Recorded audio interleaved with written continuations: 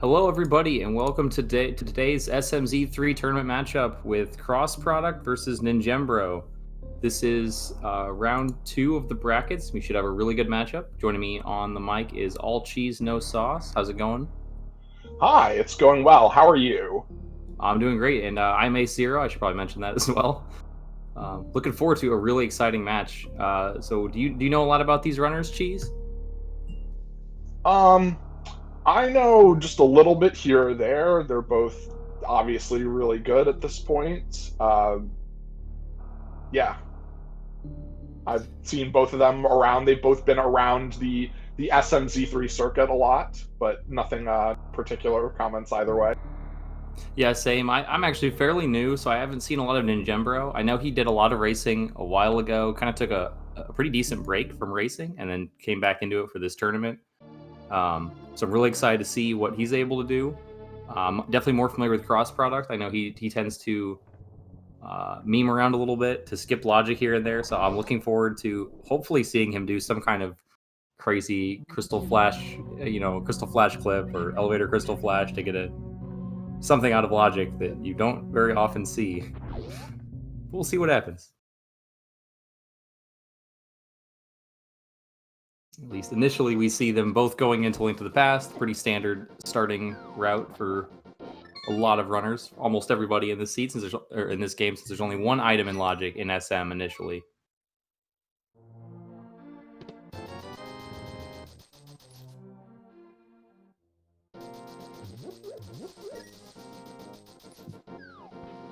Ooh, that money's a nice find at Link's house. They definitely don't have to worry nearly as much about farming up the tree poles or bush crabs to get money for Kakariko. They're still going to do it to look for bombs, it looks like. Ninjembro possibly not realizing that it defaults to a tier 3 tree pole, so killing the guards doesn't actually advance that anywhere.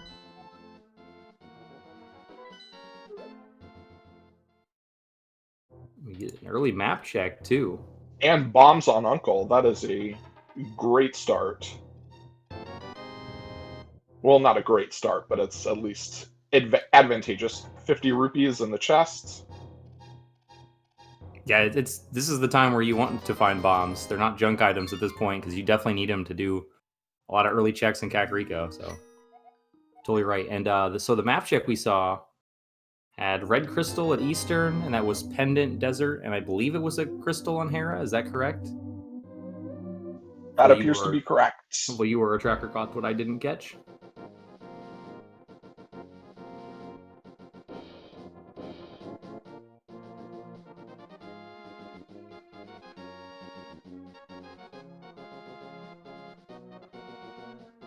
Yeah, early escape with only 3 bombs.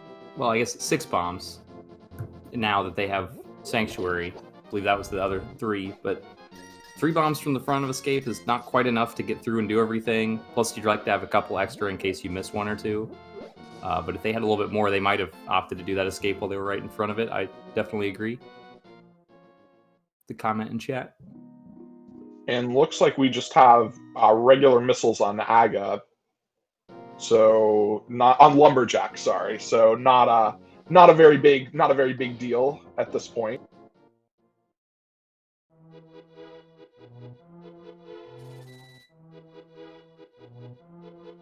Yeah, they're definitely going to be hoping they don't have to do Aga now, especially knowing there's no item there. But it looks like Cross going to be a little more thorough. Ninjembro is already starting to skip rupees, which is a bit interesting. If Zora becomes in logic anytime soon, and they find themselves just shy of that 500 rupees needed for Zora, they might feel a bit bad about skipping that 50. But there's going to be a lot of rupees coming around, so at a certain point, they will both hit a point where they no longer need any, and they're both going to be skipping rupees as they come across them. Yeah, and Cross getting another 80 rupees from that tree pole. Yeah, so I like this. I like that. I like that play early because he's already so close. He's going to obviously spend a little bit of rupees on Bottle Vendor. He doesn't need to buy bombs, but he wants to have 600 leaving Kakariko so he can do probably South Shore and then Fake Flipper to Zora. I'm guessing is going to be his route.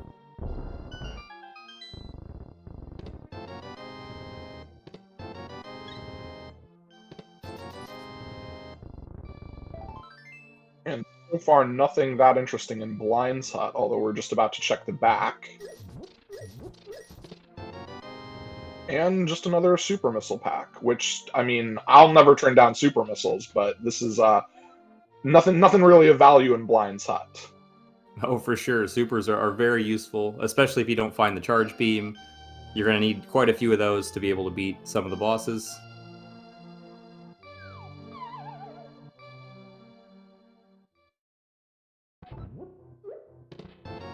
Ooh, and the Varia suit in the first chest in the well.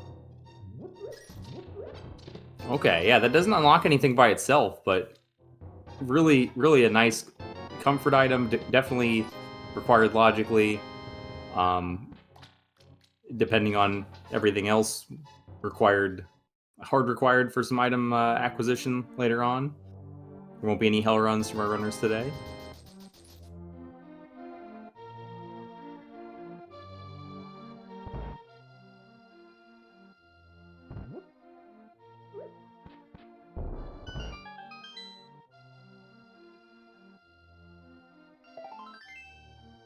Yeah, early Varia suit means we might have a morph ball somewhere in Upper Norfair. That's always a possibility if they get the right movement items to get to the Bubble Mountain area. It's a nice trolley location that isn't really that bad. It's a kind of medium troll. That is true, although if it could be on the heavier troll if the right items with Varia. There could also be morph ball in the Crocomire area, so that's something you really don't want to see. Yeah.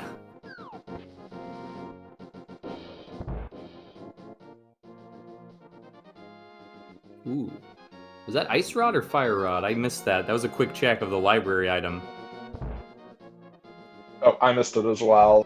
Looks like our tracker confirming it was Ice Rod. Okay. So that may not be required. We'll have to see if Turtle Rock is a crystal or pendant, but hopefully if it's required they get the boots early. They're going to want boots early no matter what, just to move faster, but also to be able to route that in and pick it up efficiently on their way somewhere.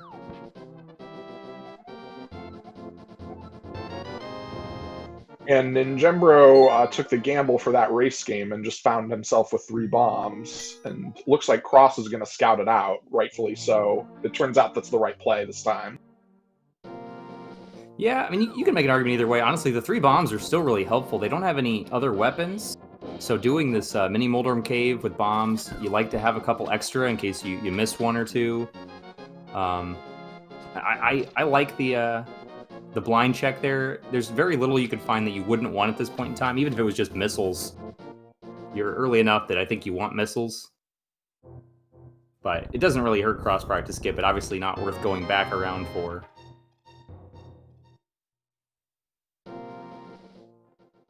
And first Power Bomb pack is pretty nice too. You definitely want to see a couple of those before you find your Morph Ball. That way you don't have to worry too much about how you're routing your Super Metroid checks.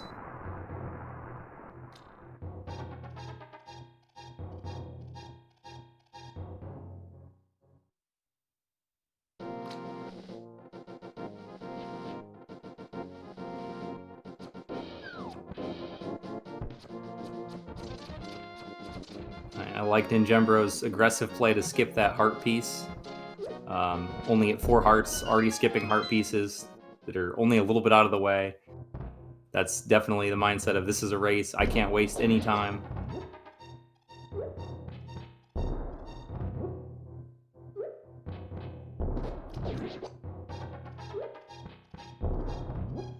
I guess it's a good thing he picked up those bombs. Yeah, absolutely. That one looked like it was on top of the Moldorm. There is an unfortunate side effect of if it hits the ground the same frame that it explodes, it doesn't do damage to enemies. We have our first gloves. Hey, that's really nice. Okay. Back escapes and logic. And that second power bomb is really nice. And I guess with that next 300 rupees, really there's no need for any more money in this game. Yeah. Crossproduct's thoroughness to grab the extra rupees and the extra tree pull is not really going to help him out at all.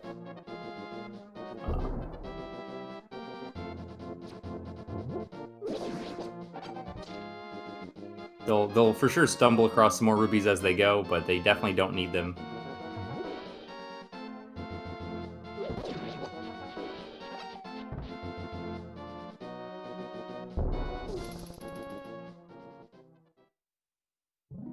All right, and it looks like we didn't have anything good at Agina. I didn't see if we got a scout of the desert ledge or not on the way over there, but we can't get the item anyway, so it's likely crossproduct just didn't look at it at this point in time. Oh, he did look at it, and it was bombs. Our tracker confirmed. So nothing important there. That's nice to know.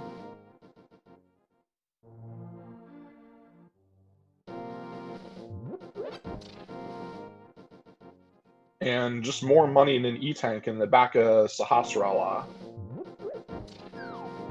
Nice heads up play from ninjembro, knowing that center rock there is a 50-50 chance of dropping bombs. So he takes that opportunity to try to farm up. I guess with this much money, you just buy bombs on your way to Sahasrara. But it's nice to know that's there. Showing off his knowledge and trying to get a couple free bombs.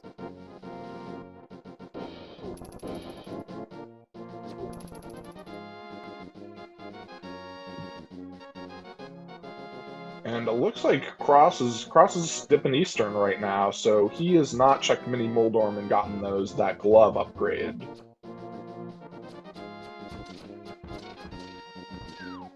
Yeah, so yeah, glove for back of escape is looking likely the next step in the progression chain here, but Eastern does have 3 items. You're able to access either 2 or 3 of them, depending on where they're placed. You obviously can't get to Armos Knights currently. And the vanilla big key chest is out of logic, but again, like I mentioned at the beginning, I'm expecting we'll see a little more out of logic plays from crossproduct just due to his play style.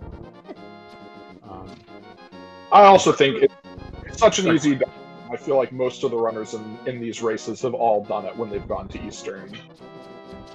Yeah, for sure. The real problem is, though, that he only has 4 hearts, and the Dark Room's easy enough, but he is going to have to take hits from the enemies in it. So if he gets a little bit of bad luck or stumbles just a little bit, it's definitely possible that he takes a death. And same with ninjembro, who's going to be in the same situation.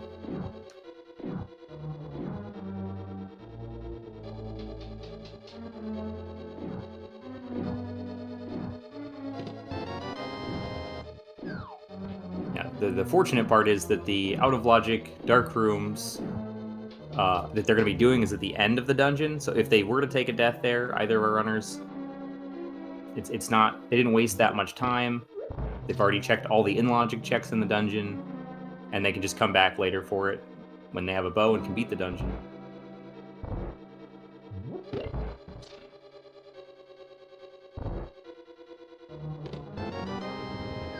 Yeah, looks like nothing here so far. It's looking like back of escape or front of escape is going to be the play, but back of escape with the glove is so quick, I imagine we'll see that before the front. Get some intel on whether we get the small key or the map.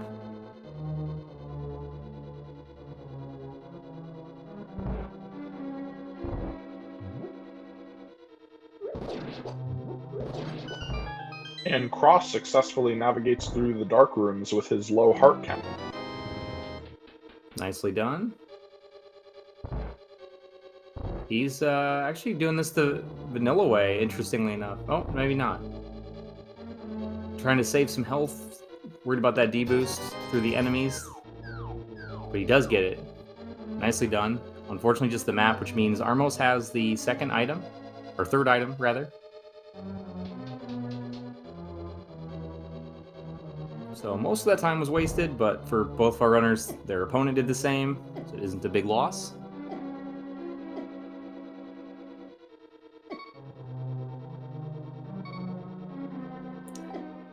Oh, and ninjembro does take that death. Yeah, it looks like he was having some trouble. The problem is there's an enemy that sits right in front of that switch to open the door, and he just couldn't quite get past him to hit the switch and get back to the door. With any kind of weapon, it's so much easier than without. luckily for him, he's not missing anything by not getting to that chest. And looks like we're about to see the back of Escape. Yep, Ninjembro doing back escape. Crossproduct's gonna be going to get his glove.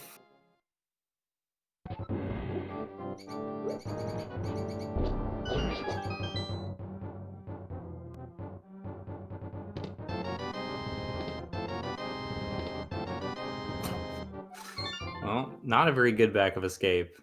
The map and the small key. So we know there's an item in Dark Cross as well. Ninjembro will say he's going to either front of escape or Agina. That's, I think, all he's got left. That and Zora. Which is in logic with that glove.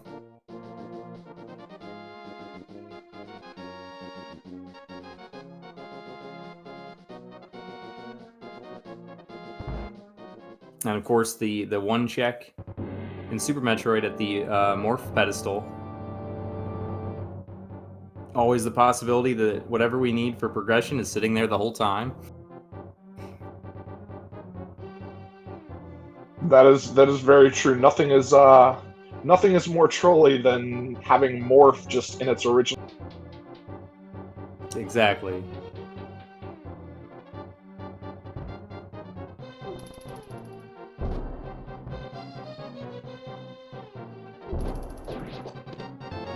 Ninjembro did a nice job of using these objects in the middle of the room to kind of trap the guard, make sure he gets hit by the bombs. That's his only weapon still.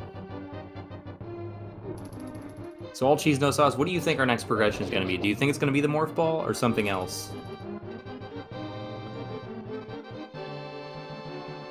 I think with this current loadout, it's probably something that maybe it's actually the lamp at this point, and giving us that actual logical Dark Mountain access, or Death Mountain access, not Dark Mountain.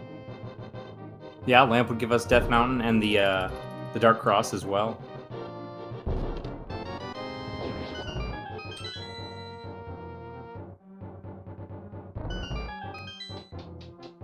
How about you? What do you think the item is going to be?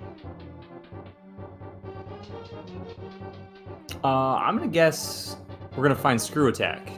That's my guess. And it's going to take them into either pink Brinstar or blue Brinstar to grab the next item.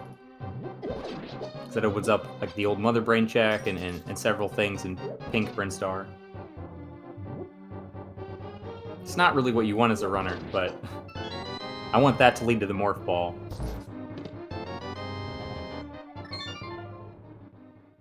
Alright, front of escape and comes up empty.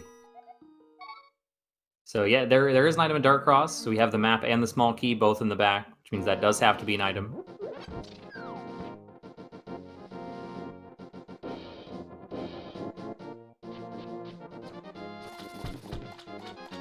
And it looks like Ninjembro checking Agina. While crossproduct sets up the Fake Flipper, he's going to be doing the Zora area, I would imagine. We'll see if he also does the Hobo. And just by my count, Zora is the only item left in Link to the Past that's in logic, right? Yeah, that is correct.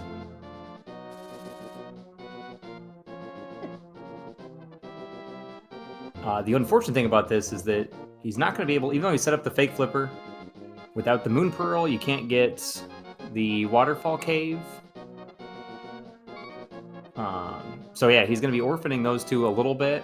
Might be able to route him in later with Catfish. That's definitely going to be something on Crossproduct's mind.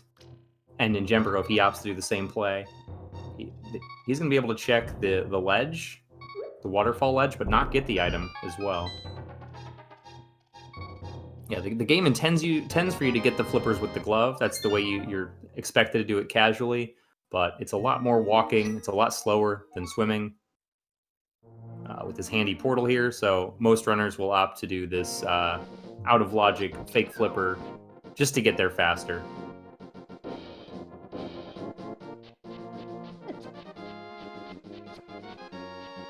It's funny, sometimes you see so many of these randomizers, you forget what the intended way is to do things.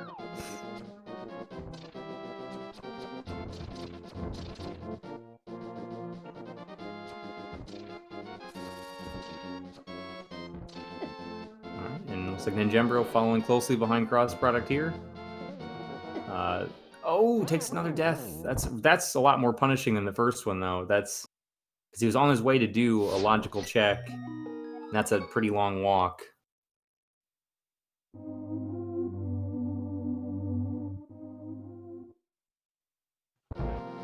And let's see what we have from Zora. We have Missile. Okay, so Progression has to be on that Morph Ped. yeah, crossproduct still has the front of escape to check, so he's going to do that first. And it looks like Ninjembro is taking the intended way to get to Zora. Maybe a little bit, maybe feeling a little bit off or frustrated at those deaths and doesn't want to take another one.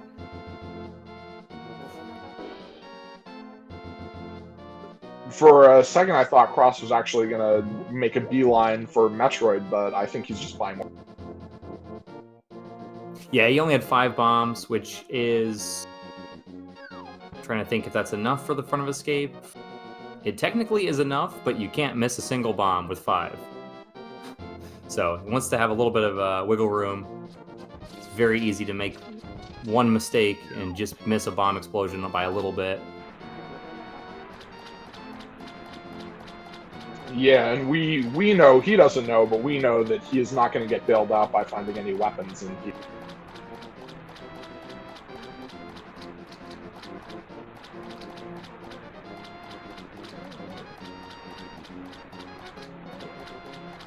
Yeah, looks like the runners are going to be down to just 2 options after this. They could, I imagine they'll both go to Blue Bryn Star to pick up whatever's at the Morph pedestal.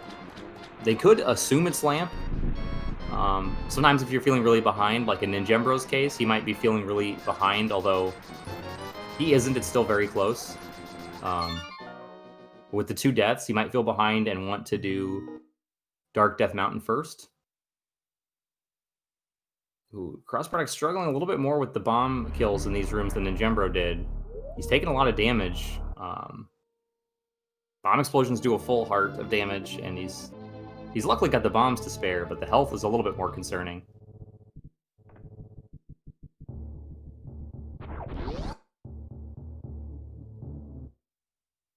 Good heart drop helps him out, though.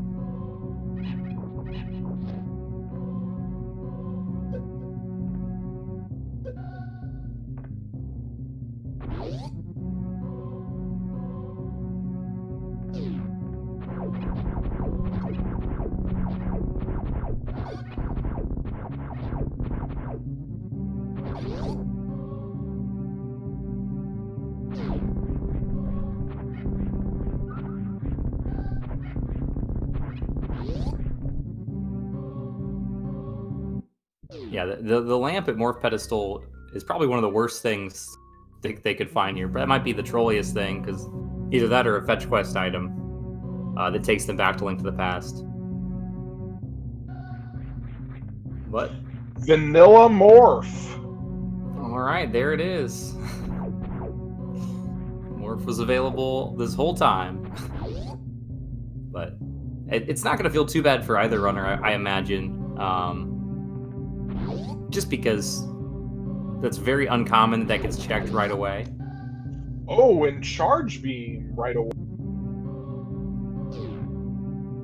That's really nice. That isn't strictly required if they get enough ammo, but they definitely are going to like having it. Makes a lot of things easier, a lot of things quicker, especially with the right beam combinations. And they can afford to not pick up a bunch of ammo. And again, we have a sword in that ceiling that it is technically out of logic, but it's a very easy damage boost in order to get. Yeah, Ninjembro just resetting the position of this enemy. If it gets a little bit off, it can be hard to get the damage. And this is a stacked blue. Yeah, I might be rethinking what I just said about they don't feel too bad about finding the Morph Ball at this early location late, but because they're finding all the things that make what they just did faster. You know, the sword makes the front of escape way faster, makes Mini Moldorm Cave faster. The bow means they could have done a single dip in Eastern. And it looks like cross product. Is he in the Dark Cross?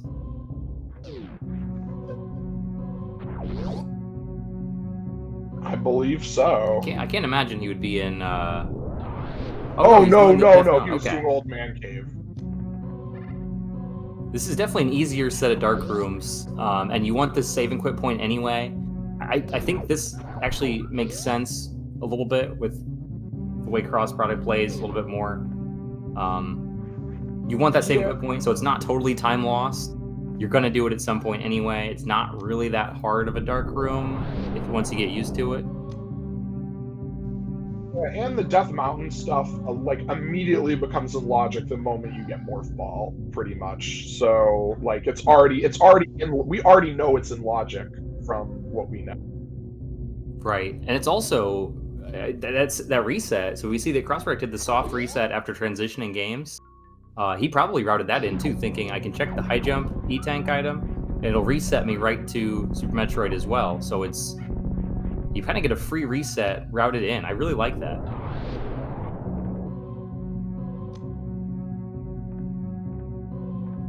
The cape at Old Mother Brain might be useful, might be required. Definitely going to want to pick that up.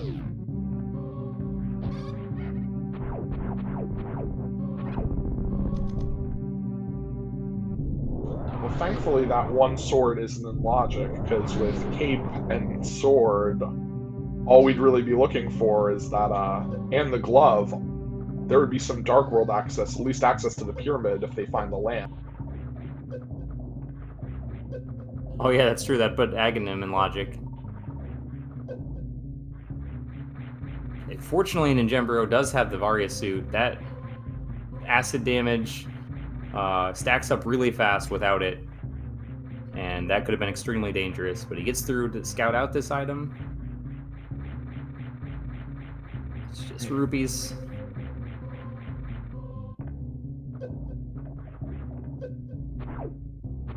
Yeah, I saw some discussion in chat about the routing that Ninjembro is taking here. I think I like this route. You could definitely make a case for going backwards through Brinstar. With 10 power bombs, it's a little awkward either way. But he definitely has the option to go up, refill his power bombs, then go through Brinstar the vanilla way.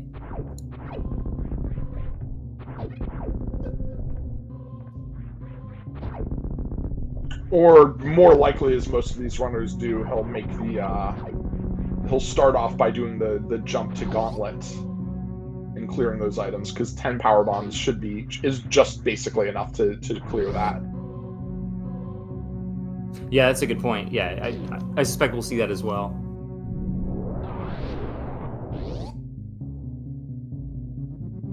And our first logical sword at 230 missiles. All right, so all cheese, no sauce. What you just mentioned earlier about that Aghanim play, we are now technically a lamp away from Aghanim for Dark World access. Of course, no Moon Pearl to do anything when we get there, really, except for check the Pyramid Ledge.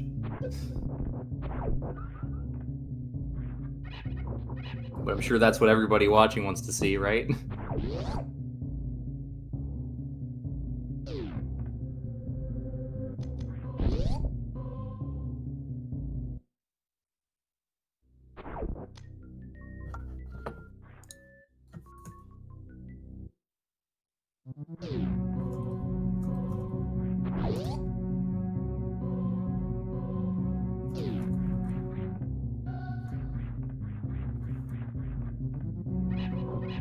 Alright, we'll see how. Looks like cross product doing the same thing Ninjembro is, routing back up to criteria.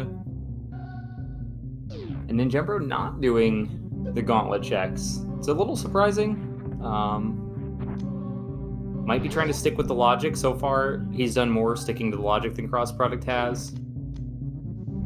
Yeah, it looks like he's going to obviously preview the back, and then I guess if those are significant, that's probably good. If they're not, then he's just going to really orphan off that one check. Oh, and Wave Beam up there is the only real item. Maybe not really worth it, although it is a nice weapon to have.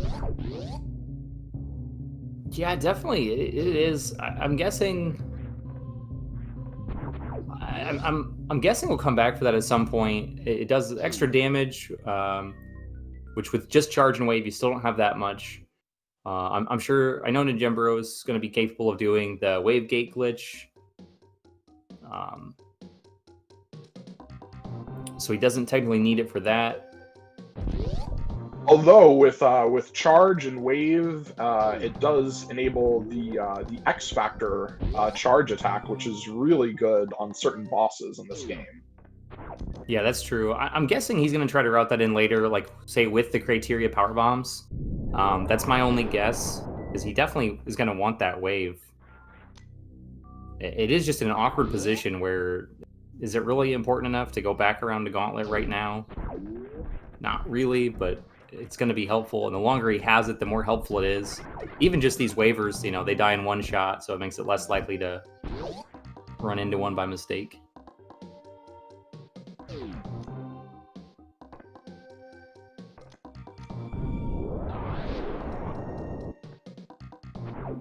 Both runners picking up an extra power bomb pack, so 15 is a pretty comfy number now. That's good to see.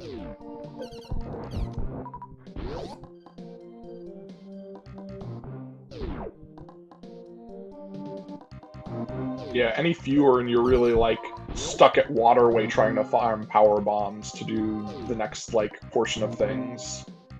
Yeah, Ninjembro does a little bit of a farm there, but that's much quicker. Much more efficient to do the farm on those frogs, as I believe some people call them. Some people do. Some people, including crossproduct. He calls everything frogs. I believe so.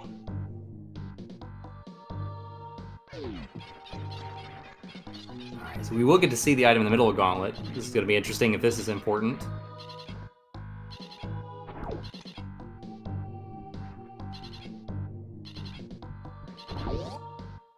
And so far, Green Brim coming up empty except for that shovel, which again is currently out of logic without the speed booster. But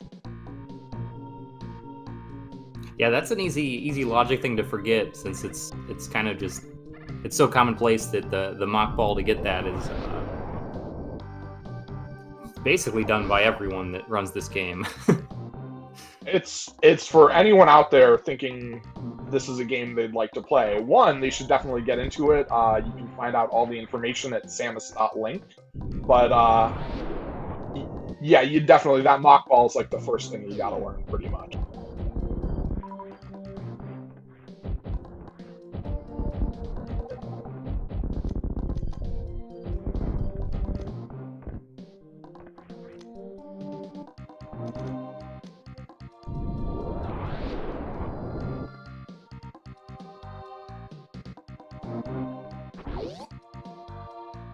All right, yeah, still nothing of value in Pink Bryn yet either. We've only done a couple checks here, though.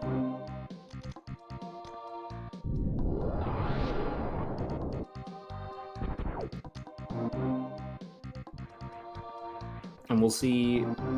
Hopefully Ninjembro doesn't have any difficulty with the wave gate glitch. He's going to be using a super missile to open the gate from the wrong side. We'll probably be doing the spore spawn check first, though. Through the back, of course, because no one wants to fight spore spawn. And hopefully that wave gate glitch doesn't give him too much trouble, since he knows where the wave beam is and can get it.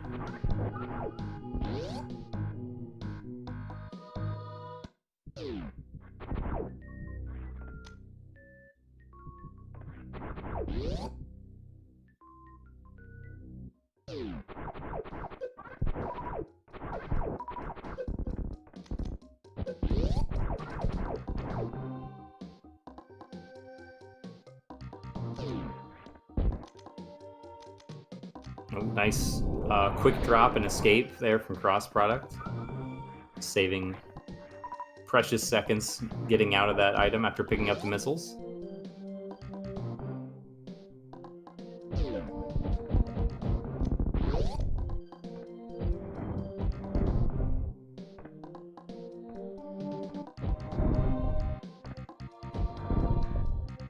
Looks like Ninjembro's... Okay, he got that one. He was shooting his super missile a little bit early. It doesn't take too much time. Nicely done. And for 5 bomb upgrade. Yeah, not really worth. You know, cross products trying a little too hard to set up the proper position for the D-boost, and then decides just to jump across. You know, so that's very easy to do sometimes. You know a good quick setup, and if you're struggling to get it and keep trying, you end up wasting more time than just going the intended slower way, hopping over all the platforms. Ooh, and there's our speed booster, so Shovel's now in logic. As well as Waterway that we just skipped, so looks like Ninjembro is smartly realizing that, gonna turn back around and check Waterway while he's right here.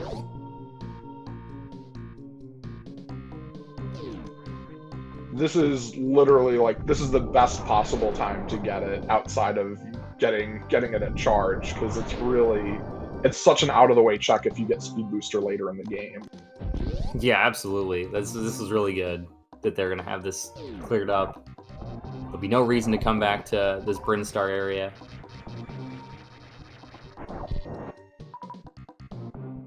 And luckily for both our runners, they have also already checked the Criteria Supers, so they know that they don't have to go back for that either.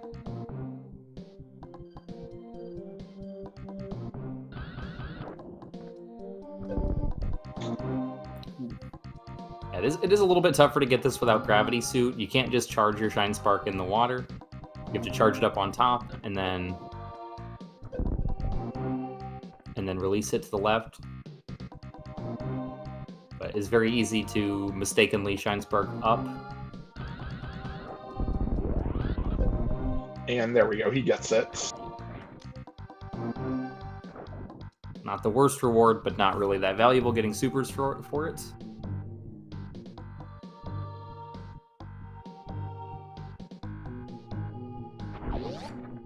So that Speed Booster does put Wreck Ship in logic. We'll see after these checks if our runners opt to go up the Red Tower to Wreck Ship or down to Upper Norfair Crate area. That makes more sense to me personally, but I mean, you have an option to beat a boss both ways. Also, that ice beam area as well to Crocomire.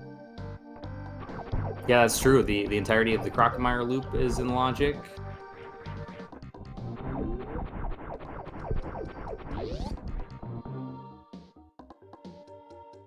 So there's quite a bit these guys have available.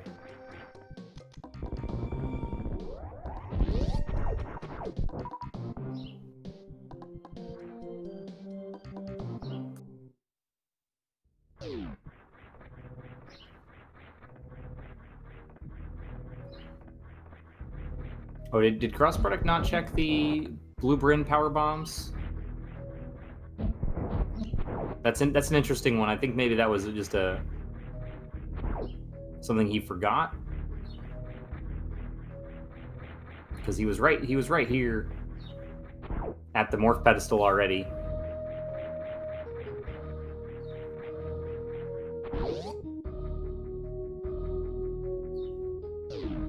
And yeah, we do see Ninjembro going up the Red Tower, so yeah, it looks like he's going into Wreck Ship.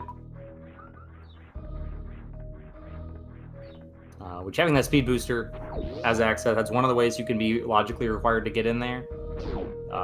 It's kind of nice because it means you're definitely not going to be orphaning anything at the Wreck Ship Reserve location.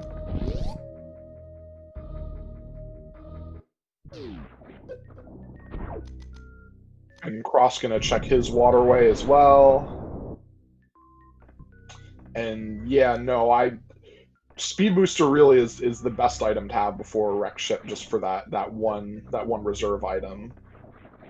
And as well puts that Speed Booster puts the Wreck Ship E-Tank, the one that everyone does the save and quit for in logic, I believe.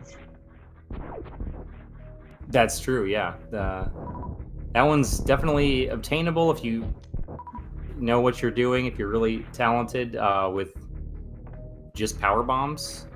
But it's very difficult. There's a bunch of other ways to get there logically, though, including Speed Booster. And Ninjembro having some trouble with that jump, having speed and no high jump. Unequips speed. Alternatively, even though it's so counterintuitive, you can just let go of run and have a little bit more ease.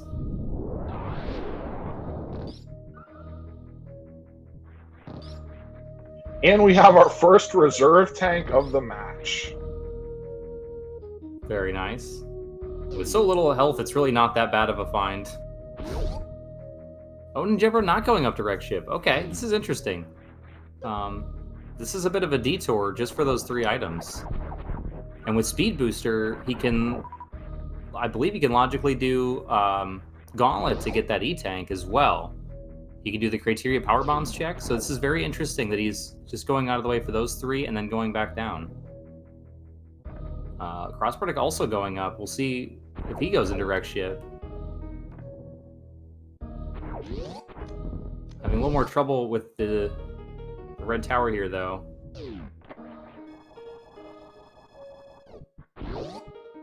Does get it, nice.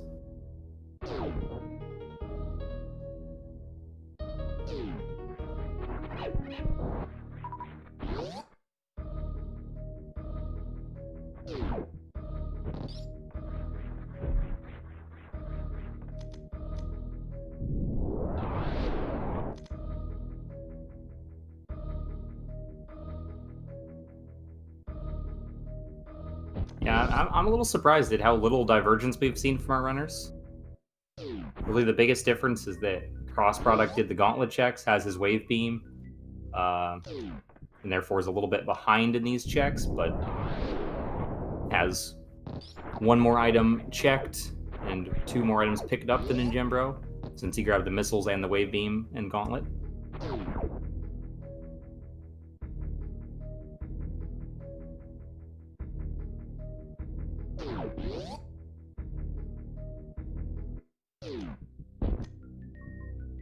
I'm curious if the low health might have been a reasoning for not going up to wreck ship.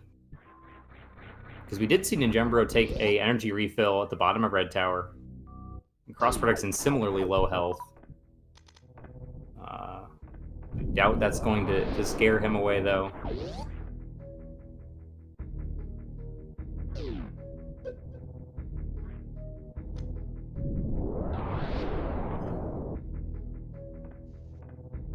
Yeah, no, for some of these runners, that's definitely enough for wreck ship, and especially with the Varia suit, which is going to reduce environmental damage, like from the spiky room of death and other random pitfalls lying around that area.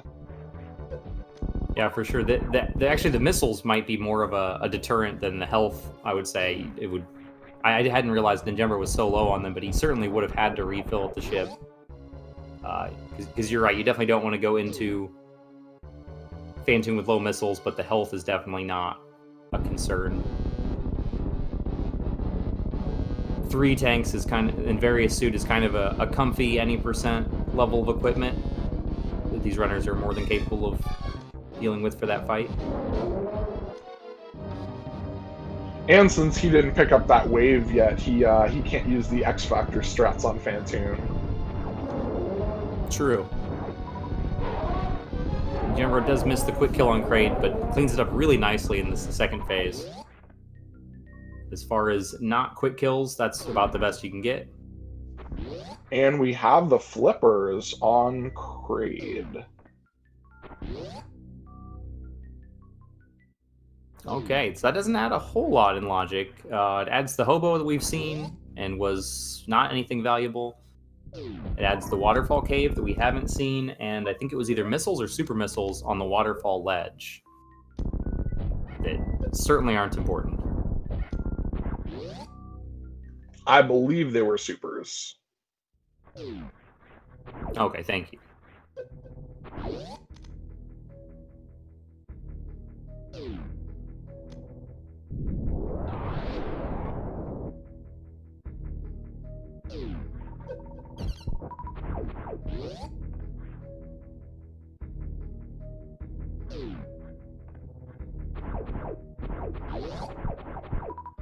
All right, so yeah, the flippers are not in too bad of a spot. I'm sure cross-product will get there not too late. The wreck ship's a little bit more out of the way, so if he gets progression here, any quality of life or movement items, that could be really good for cross product. Or as you could say, the alternative for Ninjembro, if he gets like gravity suit or I don't know, screw attack, something like that here in upper Norfair that helps helps his movement. It's going to give him a little bit of an advantage.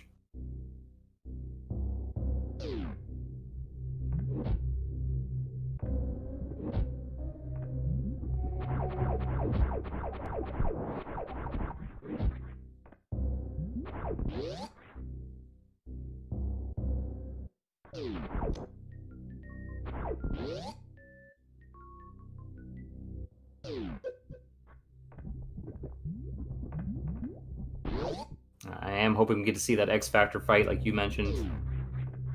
Certain cross product knows it. Whether or not he remembers or chooses to do it is another thing.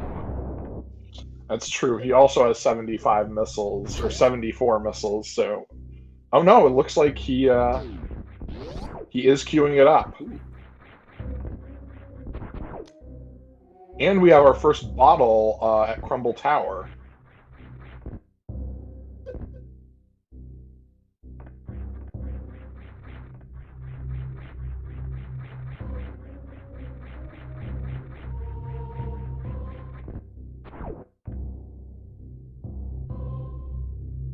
Yeah, Crossbreak having a little bit of trouble timing his charge shot at the initial eye opening.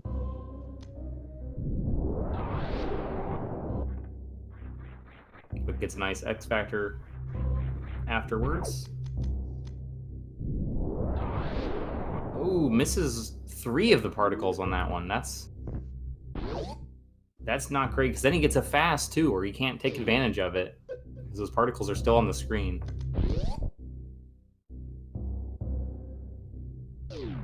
Yeah, this is so far shaping up to be a little slower than if Cross Product had just used missiles, and finishes up with a couple missiles and a super.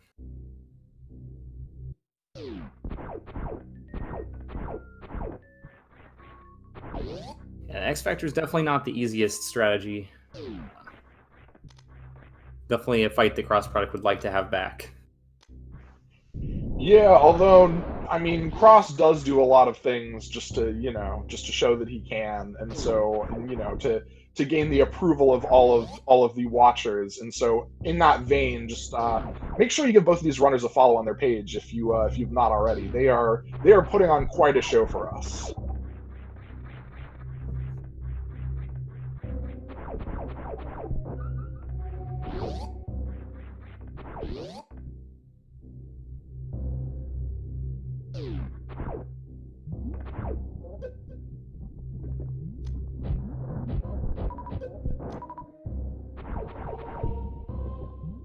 Ninjembro having to use Speed Booster to get up here. The jump's just a little bit too far to get to this ledge here where the missile door is.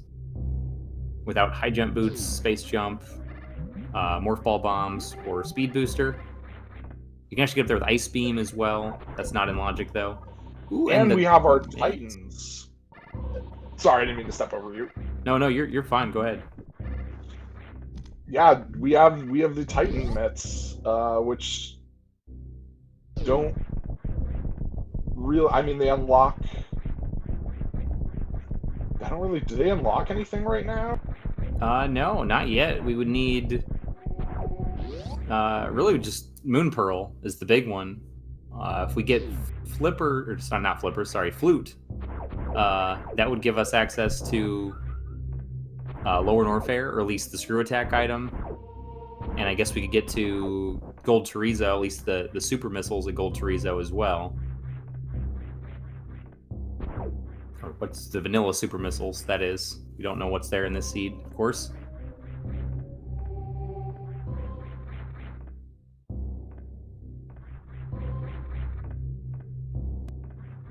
And just a missile at that wreck ship E-tank. Yeah, luckily just a missile. Cross Product missed that jump and took a little dip in the water. That's a tricky item to get without some of the movement items you're expected to have for wreck ship. Ninjembro taking this farm here. Interested to see where he's going with this. This would suggest to me he's going to... I'm not sure where he's going. This farm's a bit out of the way.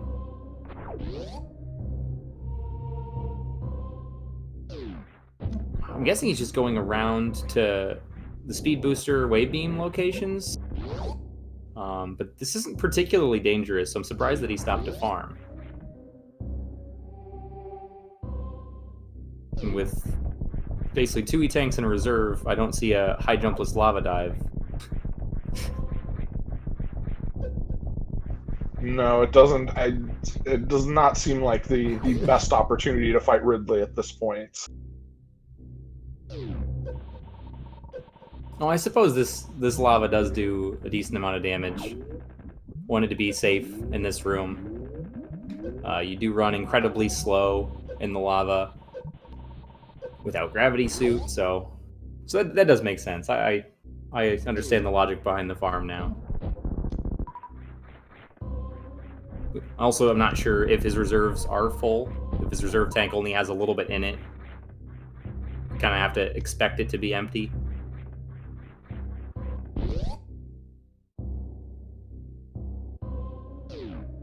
And I missed whatever the trash can robots were hiding in Rex ship, but so far we haven't seen anything. That was just an E-tank, and now we have Spazer.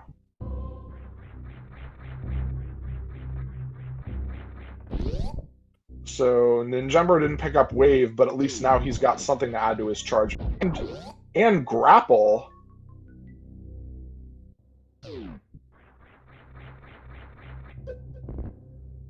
Okay, so that's interesting. This is Grapple kind of suggests to me Rex ship as well.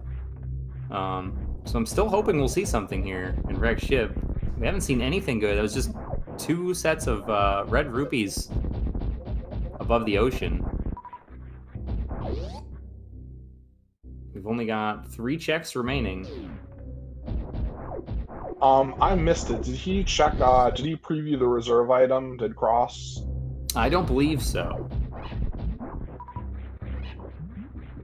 Yeah, it's pretty common for a lot of runners if they have Speed Booster to go ahead and just check that blind. It might also be a factor that he hasn't found anything here yet.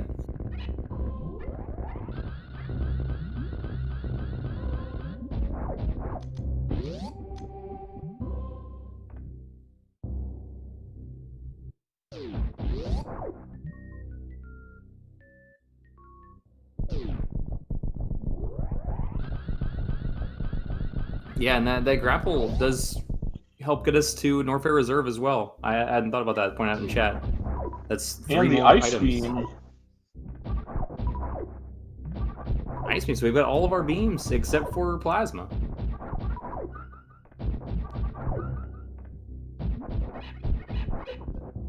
Yeah, with the items that these runners had, the grapple beam or the ice beam puts Norfair Reserve in logic. Otherwise, they wouldn't be able to get to that.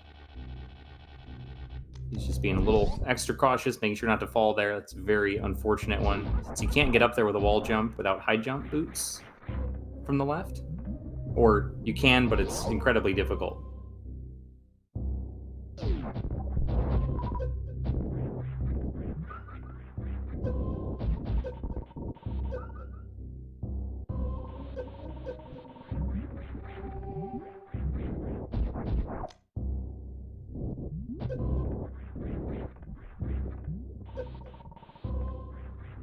All right, well, nothing at Norfair Reserve, and nothing in all of Rex ship except for that ice beam. There's 1 E-tank that's useful.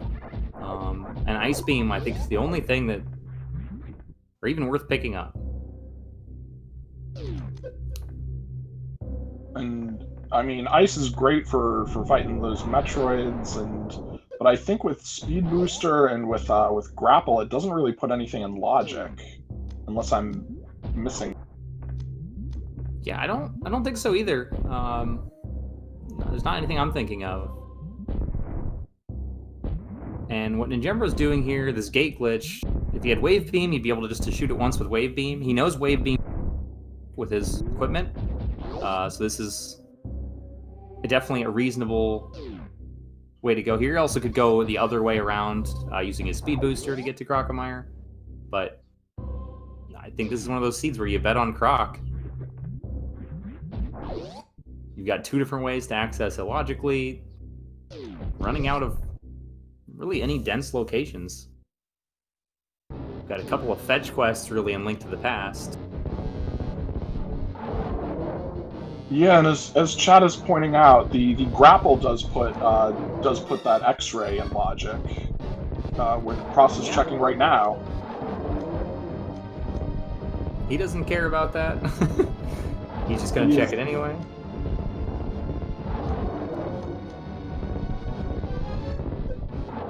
Having a little bit of difficulty without high jump. In particular, this is a really difficult room to navigate.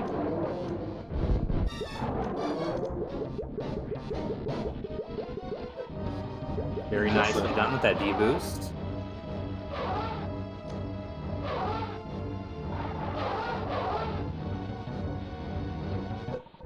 Oh, didn't quite get it on that. What are those guys called? Rippers? Those are wavers. Yeah, rippers go side to side, wavers wave up and down. That's the way I think about it.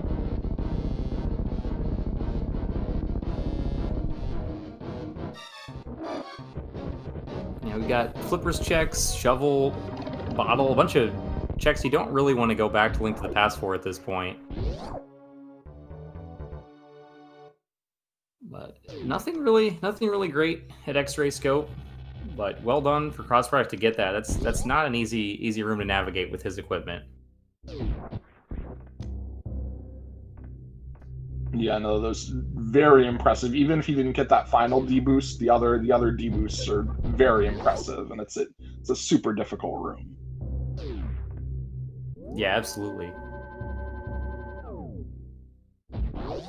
Damage boosts are hard enough when you're doing them on, say, like a ceiling of spikes where it's static and you just jump the same way, but when you're trying to time it with the movement of an enemy, it makes it that much harder.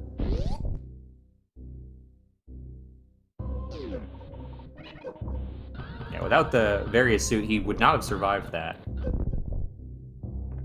Ooh, the mirror. Okay, that's a good find. So there's our progression behind Croc.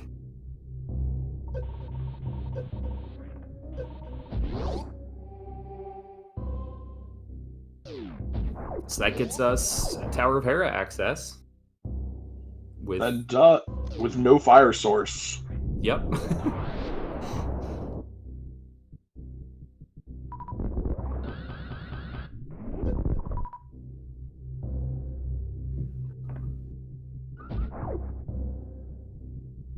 Yeah, a lot of really unappealing plays here. I mean, what do you think, All Cheese No Sauce? Where would you be headed right now? Ooh, with the tempered sword, or so. All three swords now in logic, so Yeah, I would probably be heading.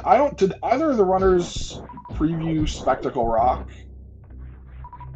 No, ninjembro hasn't rescued the old man yet. Crossproduct rescued the old man and then went straight to the high jump E-tank item.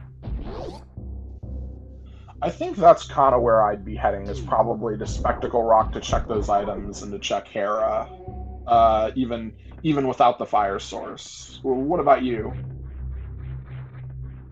I'd probably say the same thing. I'd maybe check the shovel and sit kid, get those fetch quests out of the way. You could make a good argument for that. But yeah, I don't know.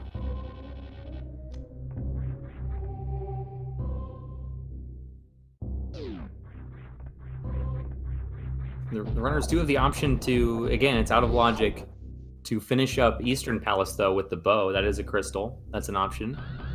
And we do know there's an item there. And Cross also missing that, unfortunately, downloading the Crate DLC, as they say, but took care of him pretty quickly.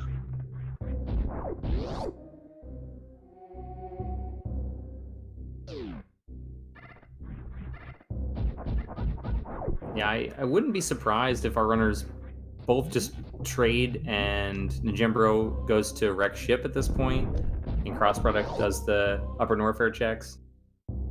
But we'll see. Ninjembro is closer to Death Mountain. So I was gonna say, yeah, this would make a lot of sense for him to pop out here. He could rescue the old man from the back. Almost definitely will do that. And then probably go back up to Tower of Hera. Or do these in the opposite order. That actually makes sense too. Especially knowing Lamp can't be at the old man, there's less of a chance of it being a fire source to help Tower of Hera. But that high jump boot's going to be nice.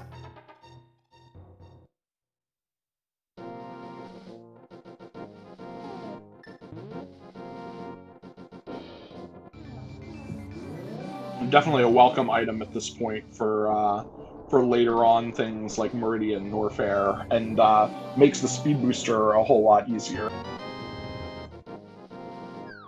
Oh yeah, we've seen a little bit of that already.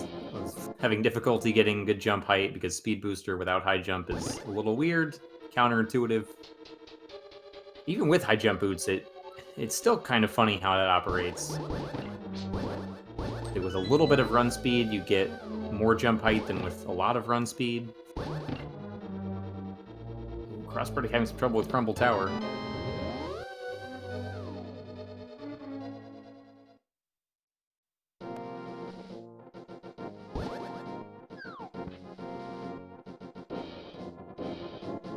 I'm a little surprised that neither of our runners took that speed booster into Crocomire from that direction.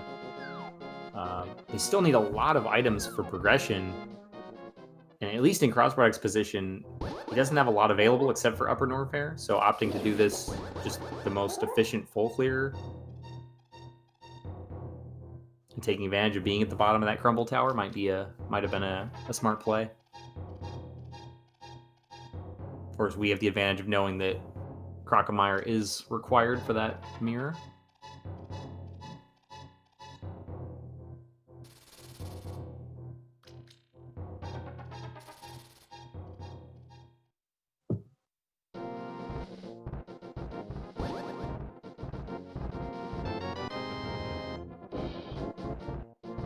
Yeah, no, looks like he's gonna skip Croc for now at least, and probably do those Bubble Mountain checks.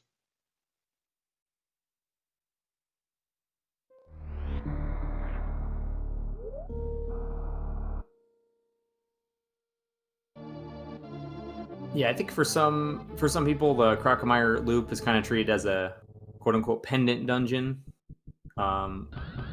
Yeah, the gravity suit, I totally missed that. That was in Tower of Hera, wasn't it?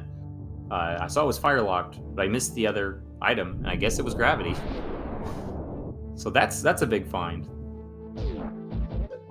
Yeah, I also missed that. That is those delicious magic pancakes. That's gonna help out a lot, and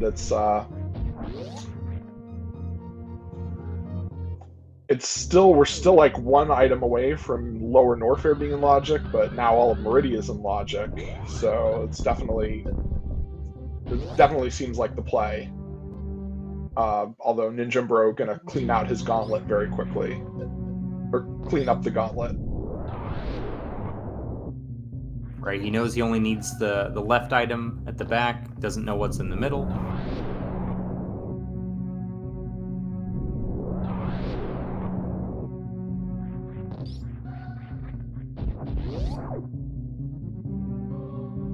Ooh, Crossproduct having a little trouble getting onto this waiver.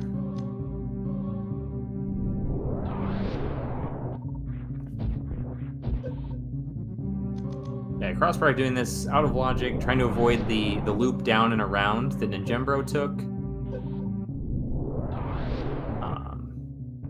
Will be given his grapple beam after doing these checks, making it a little bit easier retroactively. And Ninjembro, knowing that he only needs the left side, doesn't carefully position himself in the middle, doesn't need to.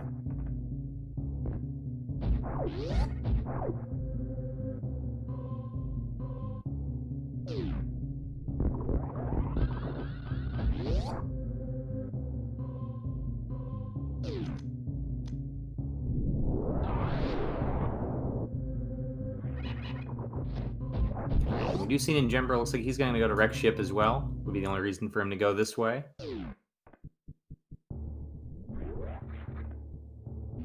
Unless he's just refilling and then going to go back to Link to the Past and around to Meridia. That's also a possibility.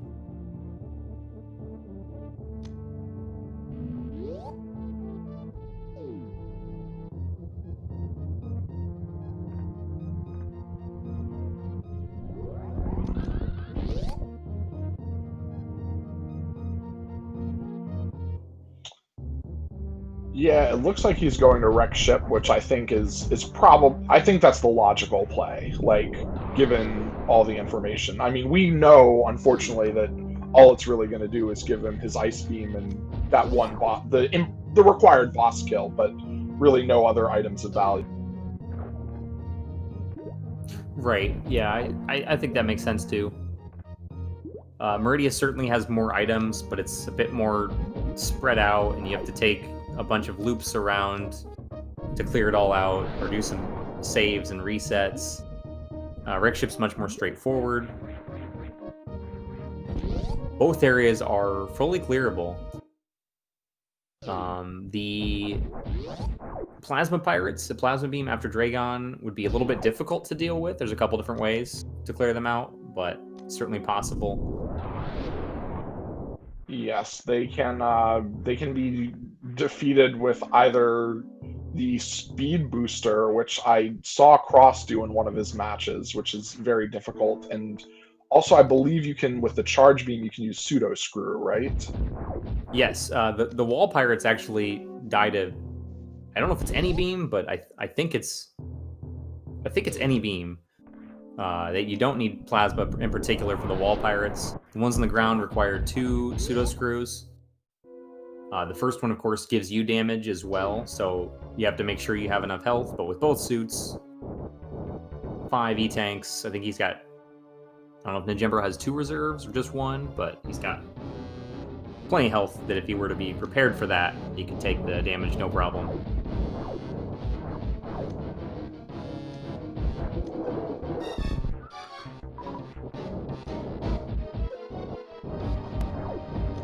And we just see a lot of, as is mentioned, crossover from our runner routes. Ninjembro having Spazer and Wave Beam probably doesn't want to do the extra menu just to unequip Spazer and go for the X Factor with the more standard Doppler.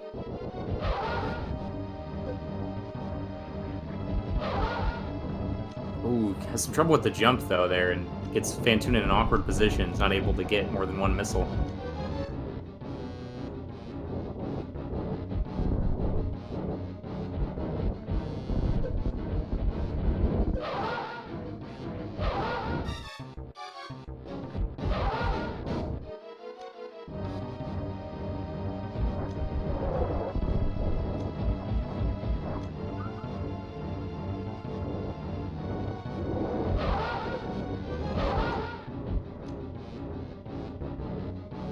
Crossproduct getting a spike suit here.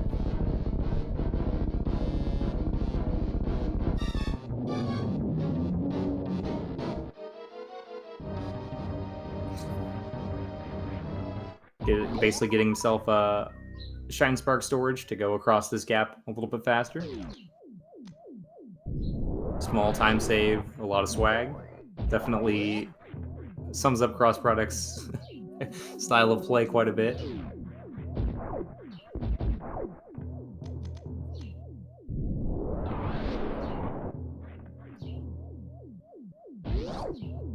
Oh, it looks like I just want to correct myself, or I was corrected in chat. The Wall Pirates can only be killed with power bombs, not with beams. Okay.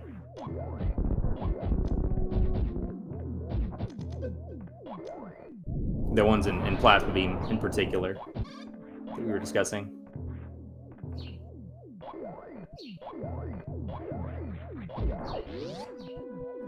Oh, Cross just barely missing that.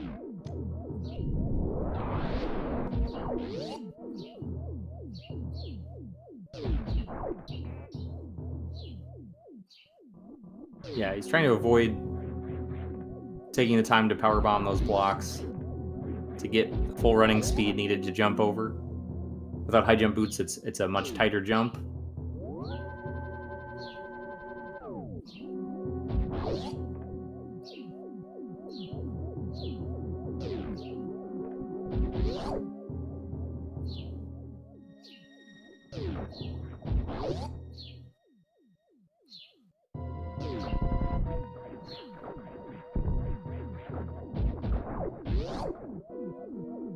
And while we are seeing these runners basically do each of what the other respective runners have done, it's probably a good time to mention this tournament is sponsored by Rank 1 Global. They provided some prize money for the top winners. You should go to Rank 1 Global, check out the runners' pages, create your own page. It's basically like some sort of social network for like gamers. You get to like tell people what games you're playing, what you're working on, what your PBs, what your PRs are, stuff like that. Good stuff. So yeah, check that out. And again, follow the runners.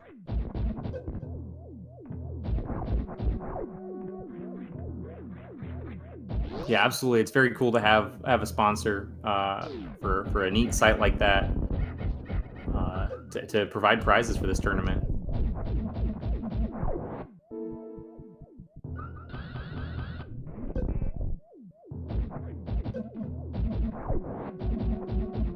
Yeah, and so pointing out that crossproduct's done everything here except for the cathedral missile check.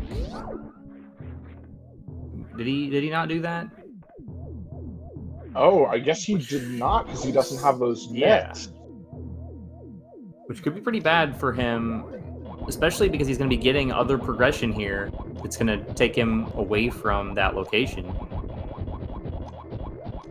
Yeah, by routing the Ice Beam locations, then taking the Frog Speedway over to Bubble Mountain, and then back through Crocomire and up the Croc Escape, he's kind of isolated that.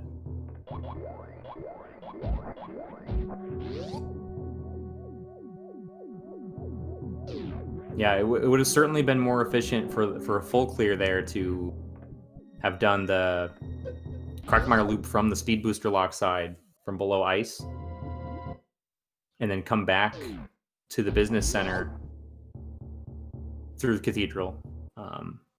That way he would have been able to pick that up easily without having to make a little bit of detour.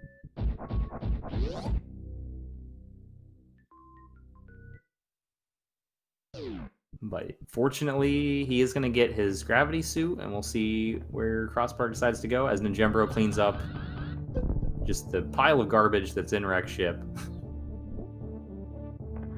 I mean, to be fair, it is a wrecked ship. I mean, I imagine there would be a lot of garbage lying around. Yeah, that's a fair point. And those trash can robots are doing their best to clean it up.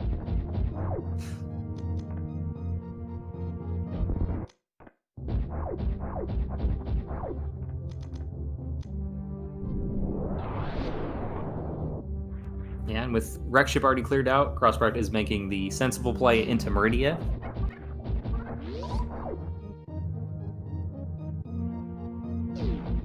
And as chat has pointed out, yeah, we still have not done a Dark World check at all. And even though we saw some brief super bunnyage to get to the top of Spectacle Rock and to get to Hera, no one paused to do that map check. Yeah, that's an easy one to forget.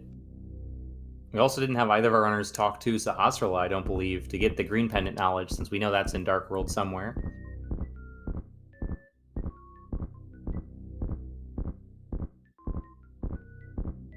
Yeah, so I guess for those mids, the best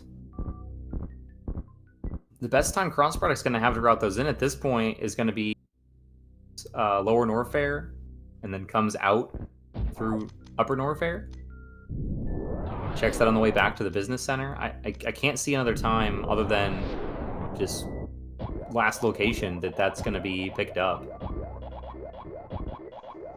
Yeah, I was thinking the same thing, and honestly, the mitts are something you might want to have before Lower Norfair, just because it might wind up being that it gives you the quicker access to it. via if we find the flute. Yeah, that's a really good point. And I don't. Did we check Mama Turtle? We found the red cane. Oh, I guess ninjembro has not done Meridia yet. Yeah, crossproduct's just leaving there in that red cane. That's actually going to push him towards Lower Norfair a little bit earlier. Of course, he's still going to need the Moon Pearl and ability to actually get into with Boots or Hookshot. But if having more items for more checks in Lower Norfair, Misery Mire area is probably better for Cross than not having those to route in the mitts a little bit better.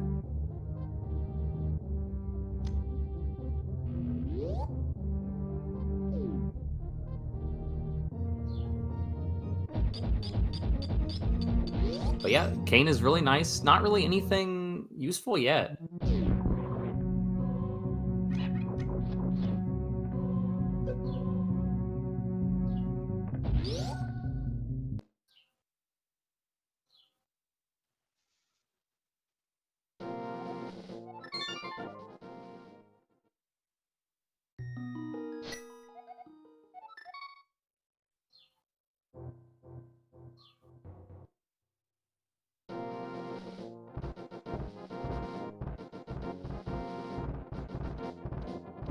Looks like ninjembro going to the same place. Again, having cleared out Rex Ship, Meridia is by far the densest, most item-heavy set of locations he's got. Be following just behind Cross Product in here.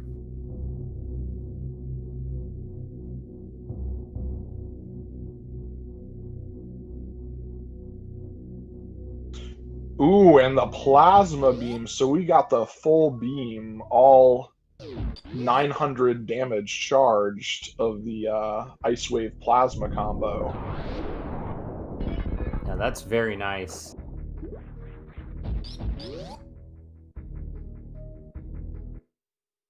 No X-ray to get the quickest possible Botwoon and Dragon kills, but close enough. Botwoon's fast enough with supers and 1 or 2 charge shots.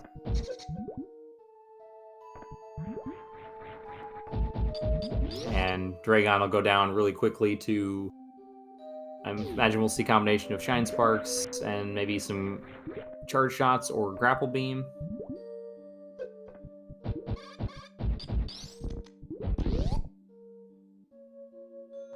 Both Canes in Meridia.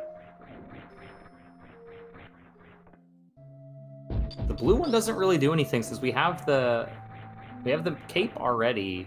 I believe both runners have the cape. I don't recall where it was, but it was somewhere pretty early available, right? It was at Old Mother Brain, and yeah, they both have it. Right, right.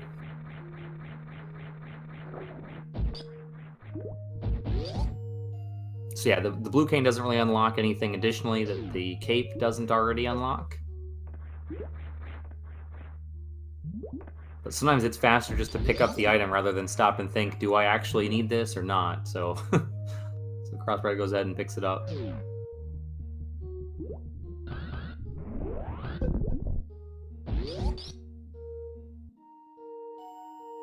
Also, I like the routing of Crossbred here not to check the sand pits early. There's a good argument to be made for both.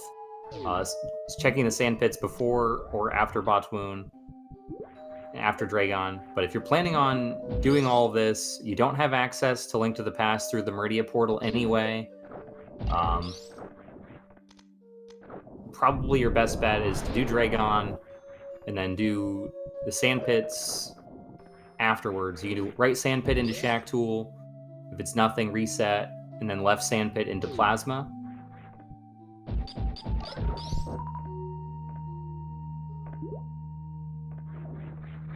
That sounds like the ideal routing. That's the thing about this this randomizer in particular is just it really, like, depending on what loadout you have, it really just drastically changes like how runners route the sand pits versus Dragon and all those things, and how you route Meridia. That they're just a bunch of ways to do it.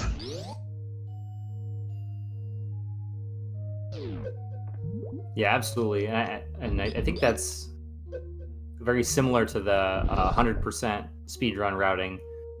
I don't know specifically all the details with that, but there obviously you can't reset, so it changes things a little bit, having that as an opportunity or potential advantage here.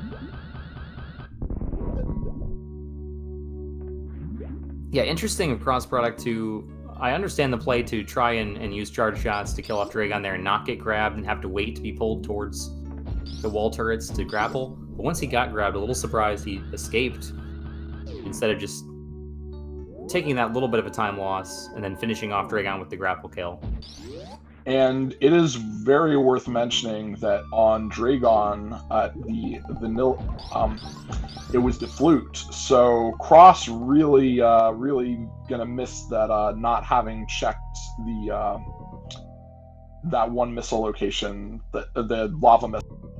Yeah, that's really awkward. Ooh, and the Moon Pearl in the right sand pit. So definitely not resetting this one away.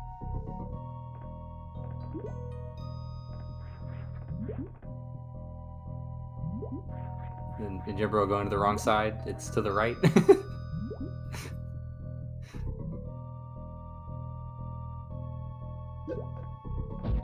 And so we are going to see Shack Tool and probably going to be backtracking all the way through. I doubt he's going to reset that Moon Pearl away and try to route in later. But you never know. I was gonna say about the routing. That's the funny thing about it, is that Cross's routing was a very solid plan until it wasn't, because now we kind of know. Maybe if you'd waited, gotten that Moon Pearl from the sand pit, then you can defeat Dragon and hop right into Link to the Past. Yeah, that's true. I mean, he'll still. Yeah, he doesn't have the mitts too, so he doesn't have the quick access to Link to the Past that Ninjembro does, which is very interesting because Ninjembro doesn't really need that efficiency. He could just take a portal at any point in time back to Link to the Past, and then flute and or he doesn't have the flute yet, but just go to the portal at Village of Outcasts. Although it might be our logically required. Oh no, we have flippers. We can still get to East Dark World. Never mind. I'm trying to think if that would be required for anything, but it doesn't look like it necessarily would be.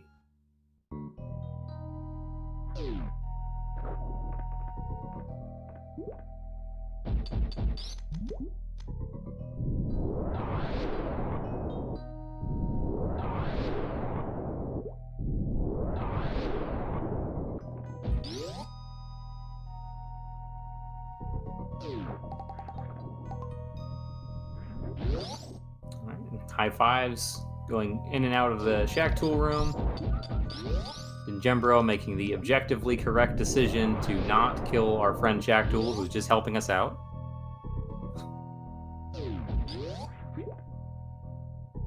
It did say in the wiki that Shack Tool might have been built by the Space Pirates.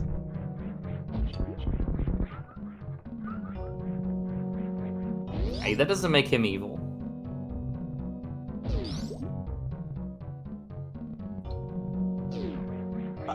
I guess not. I guess if you think about it, a lot of the Space Pirates they don't really seem that evil. They just seem kind of like they're just hanging around. Yeah, and Shack Tool does his job.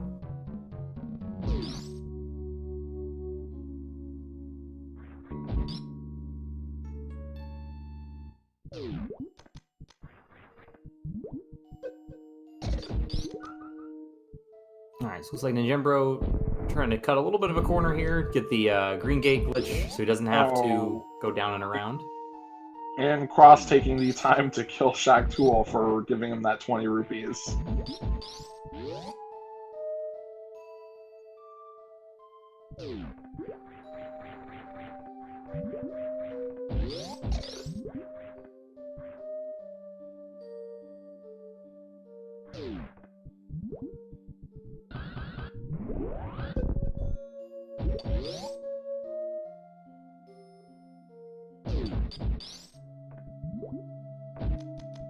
Yeah, we'll see if Ninjembro opts to do the left sand pit as well, or he maybe checks that on the way out. I'm imagine with the Moon Pearl, it makes I don't know. I have so much trouble speculating what the right way or most efficient way to do these sand pits is. Doing it now makes Plasma Beam a little bit more awkward later. But it makes it easier to route in the portal to Link to the Past, like you mentioned, to the Dark World.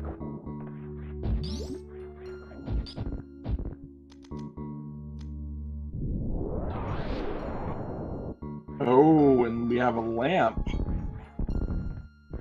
Okay, there's our first fire source. Definitely going to want to pick that up. And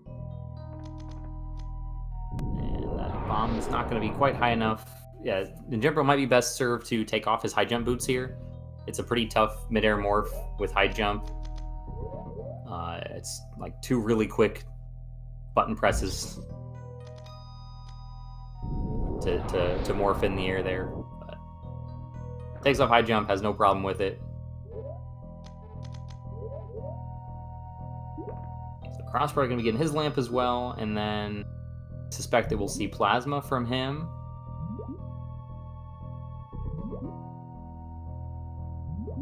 So this could be interesting. Lamp could push crossproduct into doing AGA, and that's not going to be required, or very, very unlikely to be required, barring a very trolly hammer location at, say, Pyramid Ferry. Yeah, I guess that's the only. If the hammer is in one of those 3 places, that's the only. Yeah, really just 2 places. We can get to the Pyramid Ledge through the Meridia portal and Flippers. Oh, right. Yes. Okay, you're right. So just the Pyramid Ferry, which would be incredibly. Yeah, or honestly, so crossproduct doesn't have a way to get to West Dark World is the bigger problem. More so than East Dark World. Although AGA doesn't really help that, it's still... It might be something that he does preemptively, preparing that to be required. It's at least going to be on his mind.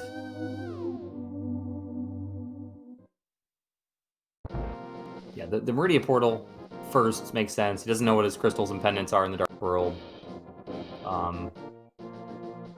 It's going to be faster than backtracking to the business center. Gets him to Pyramid Ledge and Pod. Meanwhile, Ninjembro not finishing off Dragon. Ninjembro is forgetting to activate his flute, although might actually go and do that with the mirror once he gets into Dark World.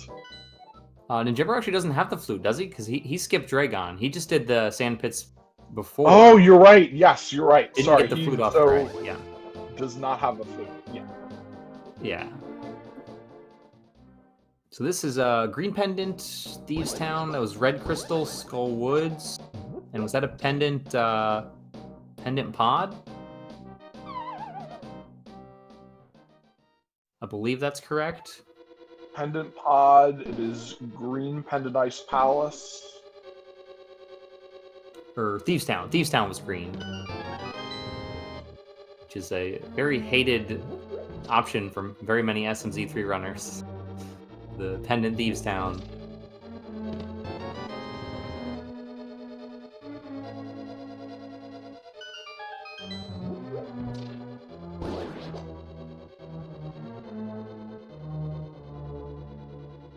But and Ninjembro, no Fire Rod, no Hammer, certainly I would guess is a factor in opting to do Skull Woods before Village of Outcasts and Thieves Town. Also the fact that that's a pendant. So there's 2 items here. So far, nothing in the front.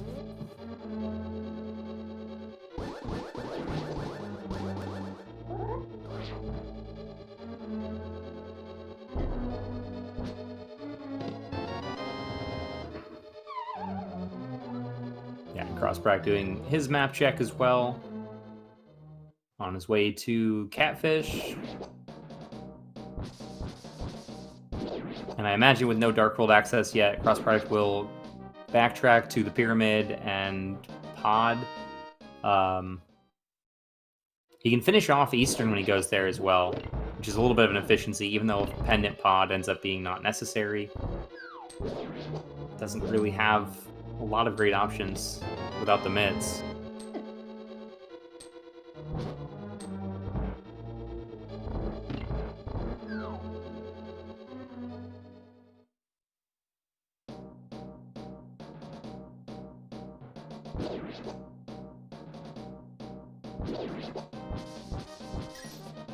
And I want to point out, too, we do have very low health for our runners here in the Dark World.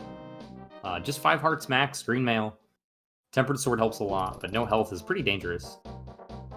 Oh, and we have silvers and the Quake Medallion at the Pyramid, at the Waterfall Ferry. Oh, that's a nice find. So we don't know if Quake's required. And Morph Bombs. Interesting that Ninjembro's not picking those up with no space jump. It is a bit of a walk, but he's got the cape. It's definitely in logic. There is a chance that those Morph Bombs are required logically to get through worst room in the game. He's got high jump, so he seems to be more than capable based on how he's played to do the delayed wall jump to get through there.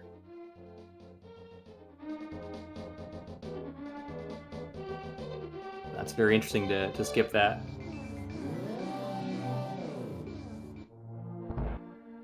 Cross product, digging for hearts, I guess. Maybe?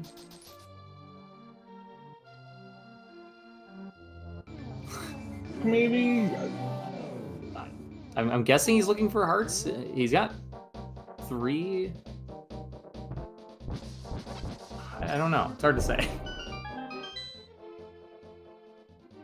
I'm not sure why he needs more. 3 is really nice for just generally walking around. Most of these enemies do 2 hearts of damage. Doesn't want to take a hit and die in the overworld here, but surprised he kept going after hitting that 3rd one. And just money on Pyramid Ledge, which is seen right now as very useless. Yeah. Both have over 1,000 rupees. That's plenty. Both have already done Zora as well.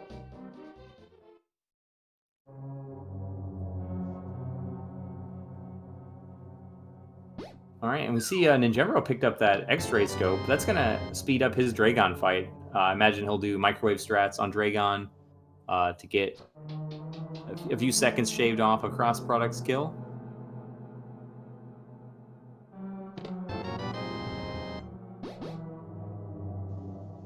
And he'll be able to microwave Batoon on the way there as well.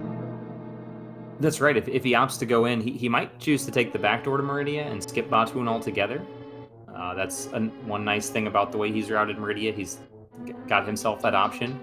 He knew with Dark World access and the flippers that was on the table as a possibility.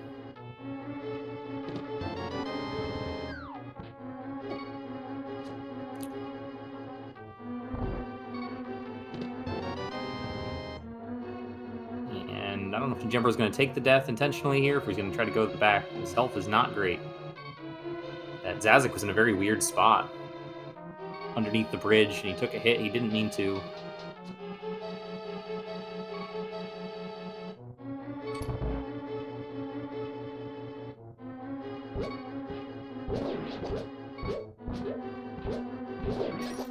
Yeah, I'm not sure I like the play to continue through Thieves Town here. I saw the map. We have no small key.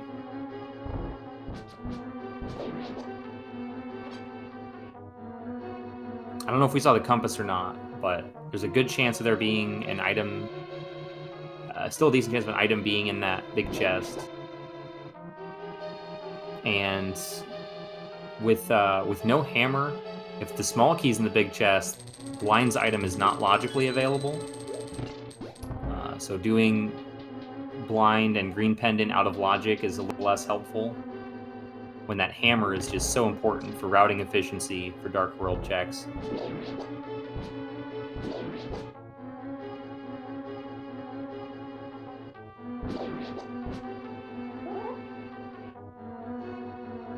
Yeah, meanwhile, cross-product checking out Pod right now without the hammer and hoping to find it, but hammerless Pod is never fun. Yeah, I mean, at least he has bow and mirror, so it's not too bad. The mirror's the biggest thing that helps in Pod, just because there's a lot of little loops, and the fastest way to do it tends to be resetting back to the beginning and taking a new path. But interesting seeing both of our runners in pendant dungeons an hour and a half in with 0 crystals. Not the sign of the nicest seed.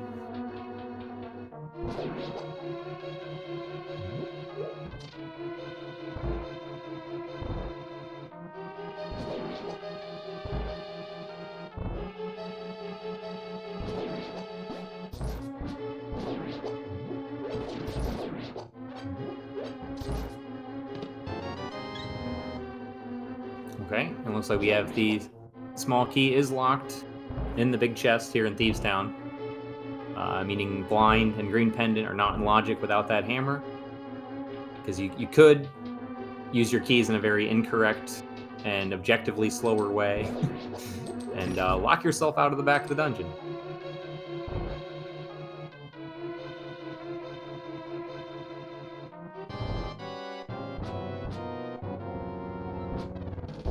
Yeah, Nice blind with a cheesy pizza pun.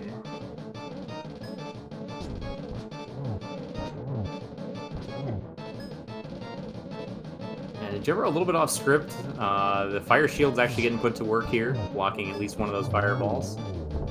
Really the best room in the game for that fire shield.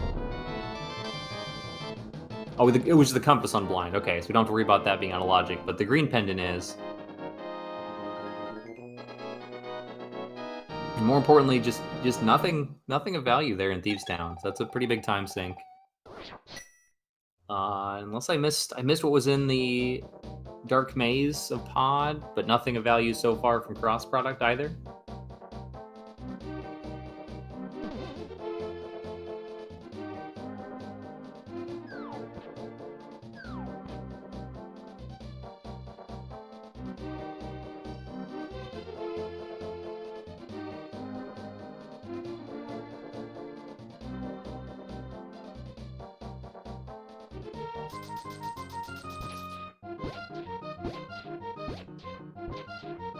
Oh my goodness, we have the hammer in Pod. Okay, that's interesting. So Pod is a pendant. Does Cross opt to clear it out? He does have Dark World access. It's hard to say if that's good for Cross because his mitts are just absolutely required and they're so far out of the way. The good thing about the hammer, well, it doesn't really make a lot more efficient for Cross. It means he can get into more of Swamp Palace without the hook shot right now. He can do East Death Mountain without Dark Death Mountain, whereas that's not going to be the case for Ninjembro. He's going to get to do East Light World and Dark Death Mountain at the same time whenever he gets access to those. And Ether Medallion on the Smiths, so we know where 2 of the 3 medallions are.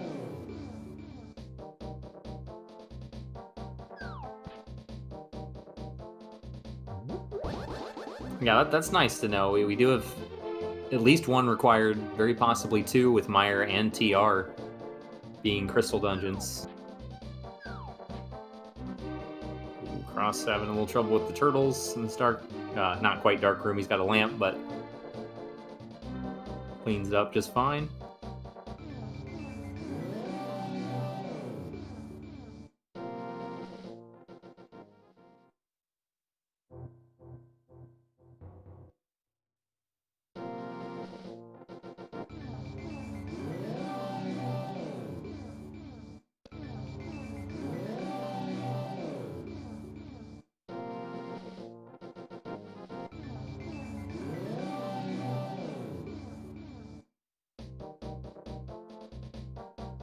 Yeah, I think the only real hope for Crossproduct not to have a pretty near last location mitts is if he gets lower Norfair access fairly early and is able to clear out some of the desert mire area during that trip, which he certainly will. He's got no access to Misery Mire, but he can clear out the rest of those areas, apart from maybe Desert with Boots, which would make it a little bit more likely that they'll pop out of Upper Norfair and through Cathedral afterwards. But Space Jump and possibly Screw Attack to make that more appealing are going to be required for Cross to want to make that play. Yeah, not picking up the blue boomerang. I think that's a terrible decision. But it's not really a big deal. Best boomerang in the game. Honestly, I think it makes more sense for strictly randomizer players, but pretty much all the speedruns of this game, you have the boomerang, so you get used to menuing with it. And I know personally I save way more time than it takes to pick it up just on menuing by relying on having that there. There's some nice strats, especially in GT, using the blue boomerang.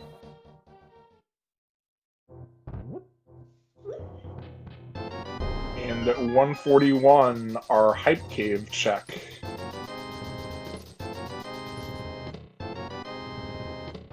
Is basically just an ammo and energy tank hype. Yeah, not even the good ammo, and we also have full beam combo, so even supers aren't worth anything anymore, really.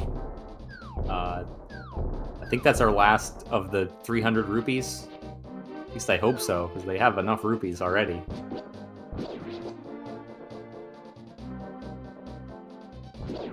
Alright, we do see Crossproduct about to finish up Eastern Palace. There is an item on Armos. On Ninjembro, it looks like he is going to do the backdoor Meridia play, which is a really nice option that he has here. Finishing off the Smith chain into this is a really smooth routing. I like it. And it's going to work out great for him because he's going to get that flute and then eventually be able to start routing in the rest of the lower Norfair and Dark Worlds and other things like that, and Misery Mire.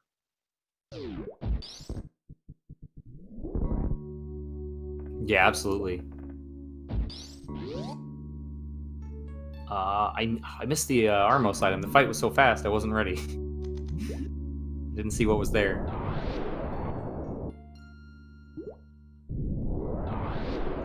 I missed it as well.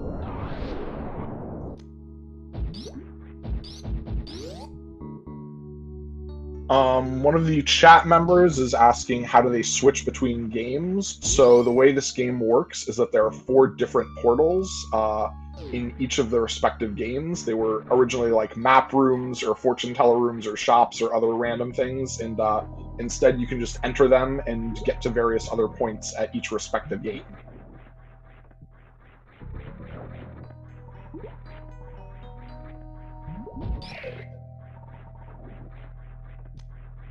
Yep, that's correct. And just to further clarify, another question, that they are playing the same game, the same seed, so the items are static for both runners.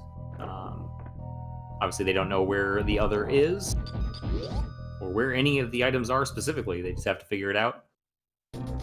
Beat both games the fastest possible.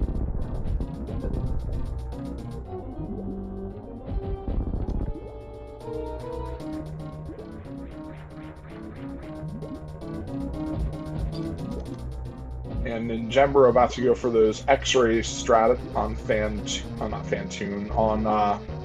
on Dragon and crouching, just to make sure that when you fully stand up, you will know that Dragon has been killed. Like that. Yep, that was about as quick a fight as you can get on Dragon.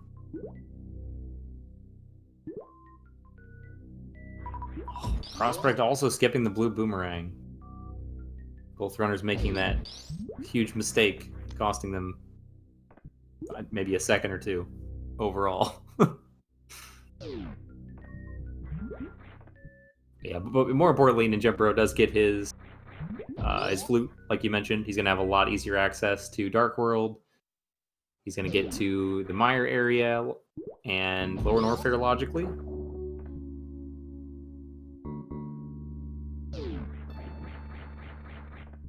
I forgot. Did Cross check plasma? Have we seen what plasma is? It was a 20 rupees. Crossproduct did check plasma, yes. So I guess Ninjembro is probably headed that way, or maybe is just going to be willing to orphan it off. Yeah, I imagine if he was checking it, he would have saved after Dragon and then reset, which is a little bit faster than the backtrack, I believe. But it looks like he is going to plasma. I suppose it also depends on if he... Well, does he have any Super Metroid checks left? I don't believe Ninjembro ever did X-Ray, did he? He did not.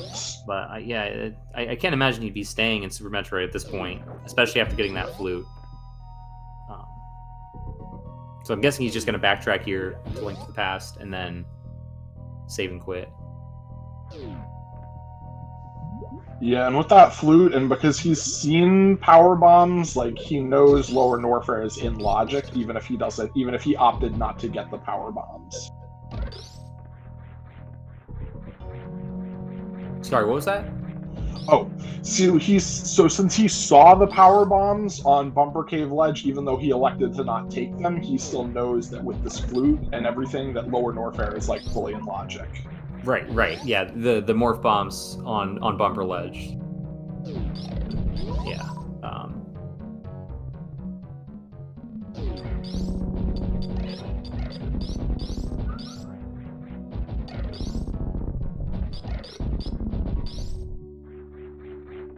Yeah, and it's only in logic with the flute, since you're never expected to do... Forgot a pirate on the wall on the right. You're never expected to do the bomb jump, the infinite bomb jump, to get up the lava dive.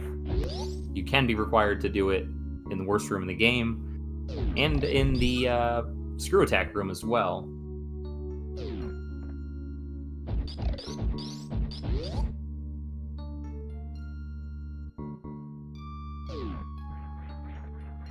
Crossproduct getting her hopes up for just the fraction of a second where it looked like he might have been going to the business center.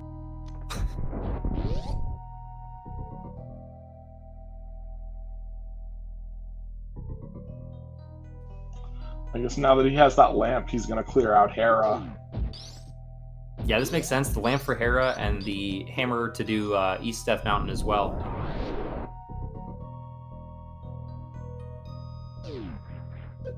He'll also do...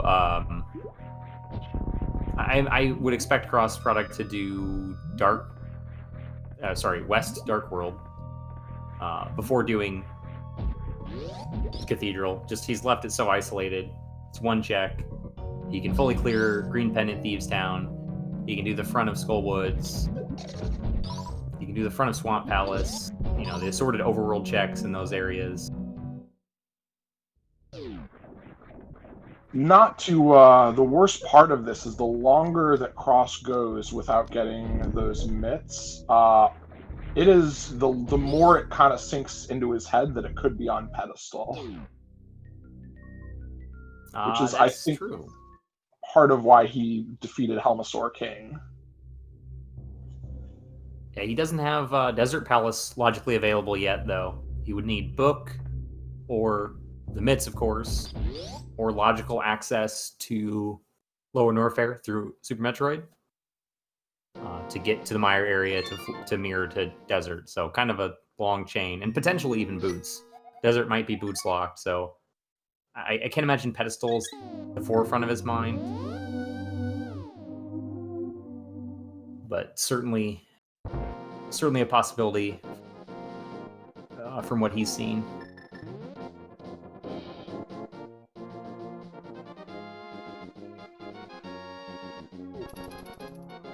Ninjembro going to be activating that flute. And I suspect, like you mentioned, he's going to be going to Meyer area, at least scout out the medallion. He can't go in without boots and hookshot. Even if he's got the right medallion, he's not going to be able to do anything in that first room.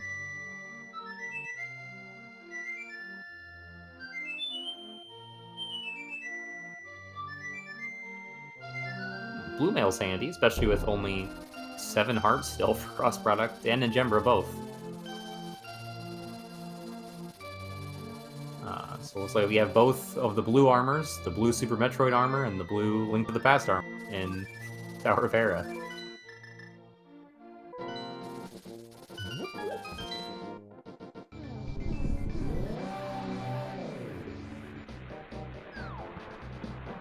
Ooh, I totally forgot about that. Reminded in chat that the Ice Rod is on the library.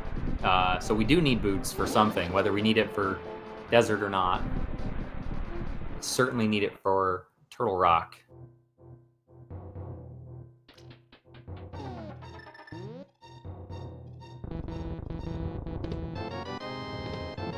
And just commentator blessing. Blessing, that might be a little bit of a curse, just because it could potentially push Ninjembro into an unnecessary desert palace here.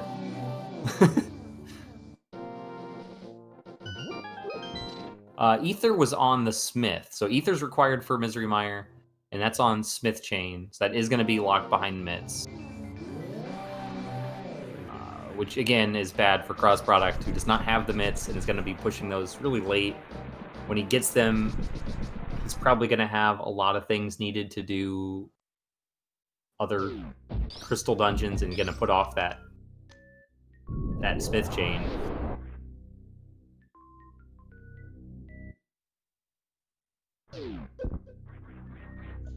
And that golden sword is locked behind Space Jump, but Ninjembro's already got the tempered sword. The golden sword's just really not really necessary for any of these runners of this caliber.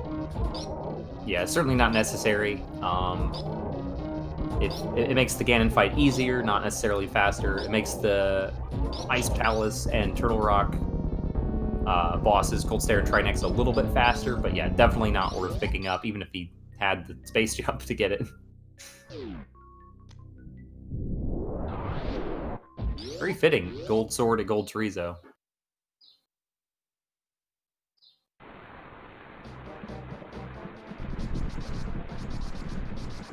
Yeah, Ninjembro in the tough spot, though, of not having those bombs, those morph bombs. He could do the Shine Spark charge. It's not technically a short charge, it's just very, very close to requiring one in the gold chorizo room to get up screw attack.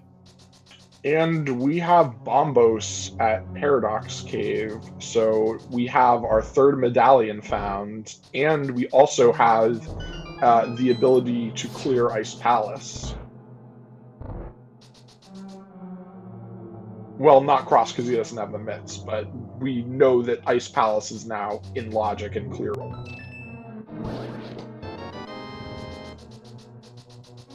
Yeah, that's true. That's a good point.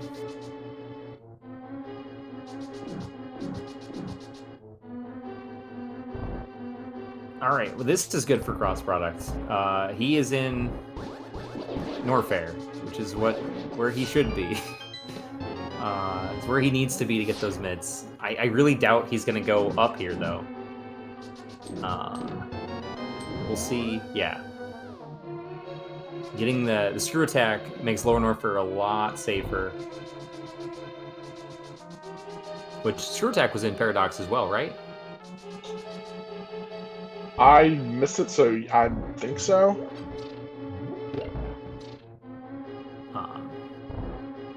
But yeah, even going to Lower Norfair right now is...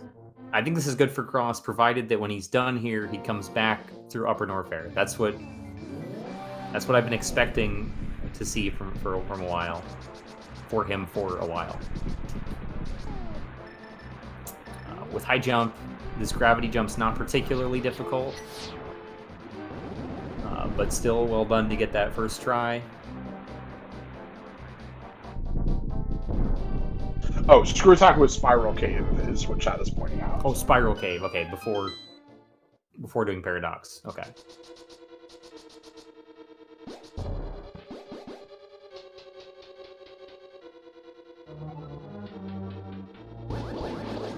Yeah, we might see. So at least crossproduct's gonna get his boots early.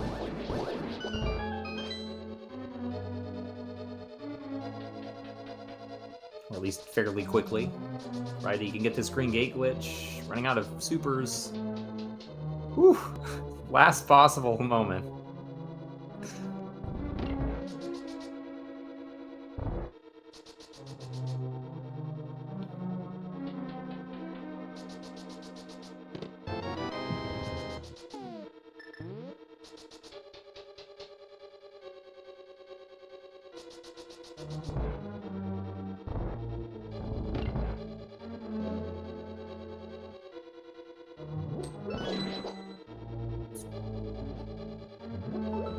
This race has provided a lot of incidences where they diverge and then they get back to like the same place. Like they're like in similar locations, but they have different loadouts, so then they go and do different things.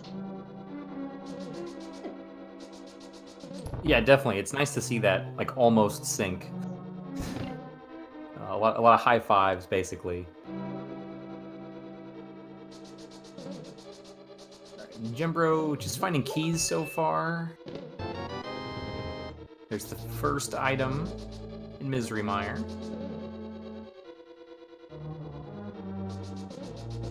Cross picking up his boots.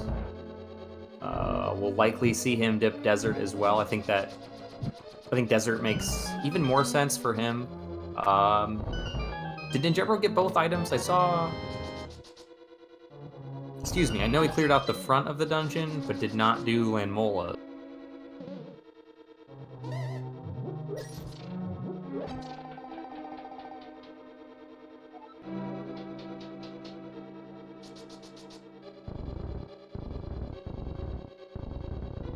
I did not see. Well, it looks like Cross is going to be doing the front, so we'll get to check on his side. While we're waiting 45 seconds for this torch lighting cutscene, or however long it is. I don't think it's that long.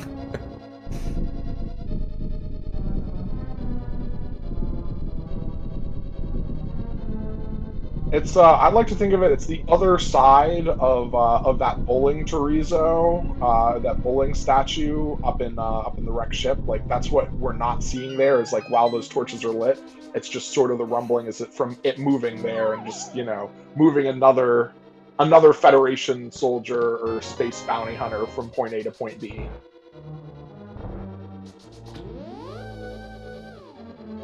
I like it. Those are about the same amount of time. I think the bowling is longer, but I could be wrong. It feels longer to me. I do know that the wall moving in Misery Mire takes a lot longer than the wall moving in Desert, so if we do go see Landmola's, which again I missed it if that was the second item or not. I believe that was the second item. So there was a super missile and there was the blue mail. Blue mail was Tower of Hera. Oh, and sorry, space jump in Mire. So that's a pretty good find for Ninjembro. It really is. That's going to speed up his movement a lot through Lower Norfair and just make it so much more appealing to do those Lower Norfair checks. Okay, so there is an item on that though. Okay. All right, thank you. Yeah, I missed it both times. I even made a point to try and pay attention to it, but just spaced out. So yeah, cross product very well might not get that space jump. Wouldn't be surprised if he skips that throughout the run. It's gonna be very late for him to get access to Misery Mire. There's a pretty good chance he'll be go-moding it at that point.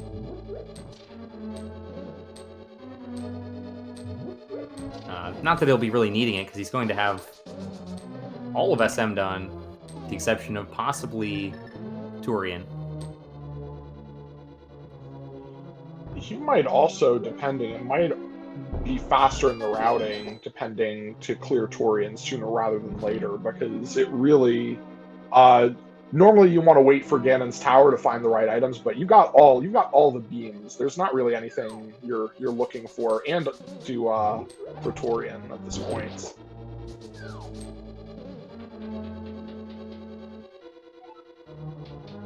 Yeah, the only disadvantage to doing that early would be just having to route in the extra reset for it. Because either way, you're gonna want to reset to the ship to do Turian. Because there's nothing else in Brinstar or Criteria that Cross Product could possibly need to go check.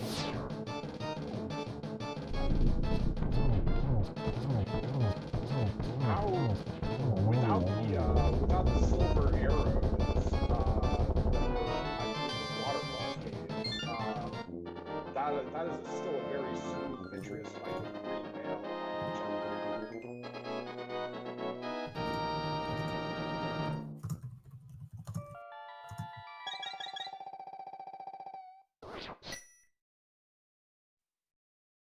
Yeah, sorry, it sounded like having some mic difficulties.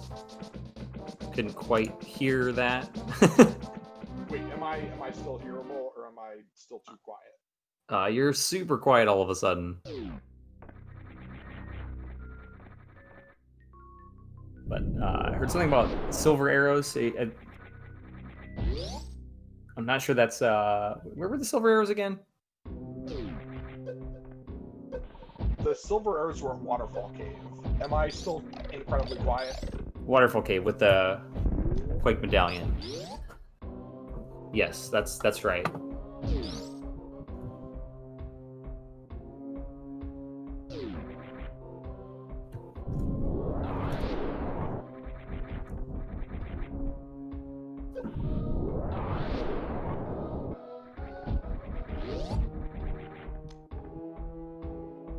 Alright, yeah, here we see again more of that sync like you talked about, all cheese, no sauce, with both runners in the same area, different equipment sets.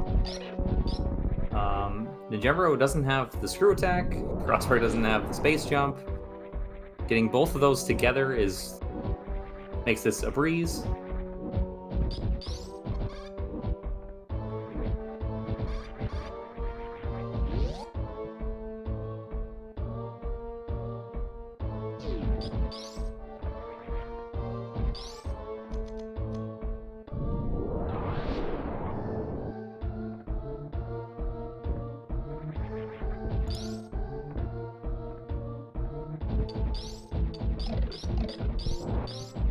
Ninjembro looks like he fell down there. I can't imagine he intended to. Gonna have to loop back around, climb worst room in the game again. You know, Cross Product has no trouble with his loadout with Ridley. I guess as I say that, he has trouble getting grabbed as they jump into him a couple times. But nice fight. Pretty easy with his equipment, but still well done to do it that quickly.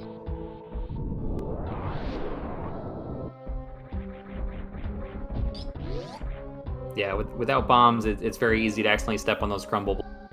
Space jump usually makes it a little bit easier if you take an extra safety, a couple safety jumps. But at least space jump makes it easier to get back as well.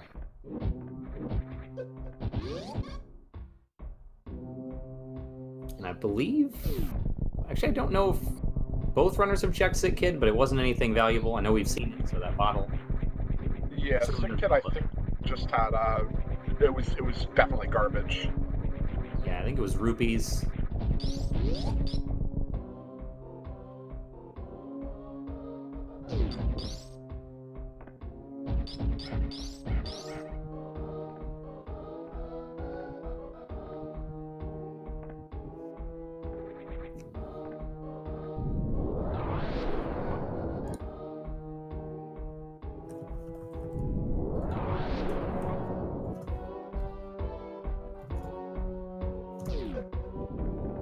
And there's our high five again. One entering, one leaving the wasteland. Alright, so what are we still missing here? We're still missing Hookshot and Fire Rod are the big things, right? For Skullwoods, for Swamp Palace, and for Turtle Rock. Those are both certainly required. Finish off the seed. And Ninjembro's kind of got an awkward spot for that hammer being in pod. Not too bad, because a lot of the other plays that he could otherwise make are going to be really bad without the hammer, including first chest and swamp, the beginning of Ice Palace. So they'll be pushed there sooner rather than later.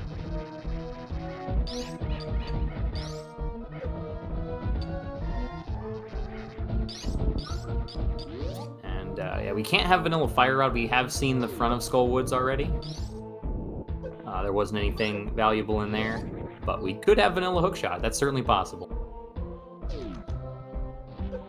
Yeah, Ice Rod is not picked up by either of our runners, but both have the boots. Both know, unless they forgot, like I did, since we saw it so long ago, that it's on the library.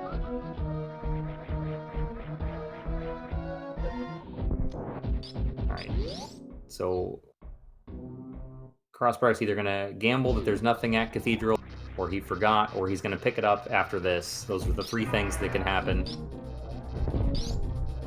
We'll see if he goes down to Frog Speedway or through the Rising Tide into Cathedral to get that pair of mitts. Ninjembro still very well equipped for this fight. No screw attack to just screw attack through Ridley. And crossproduct is going down Frog Speedway. This is very unfortunate. Hard to tell if it's a decision or a mistake.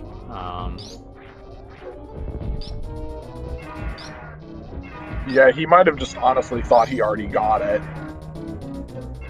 Yeah, I mean, if you did the rest of Upper Norfair, that's a really easy thing to do. I guess that's... I would assume that's a mistake.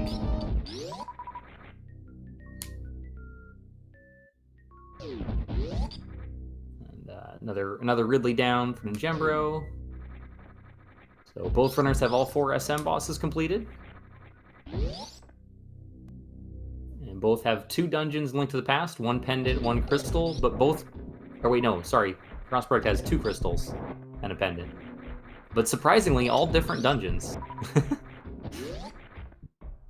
Different pendants and different crystals from both of our runners. Very unusual.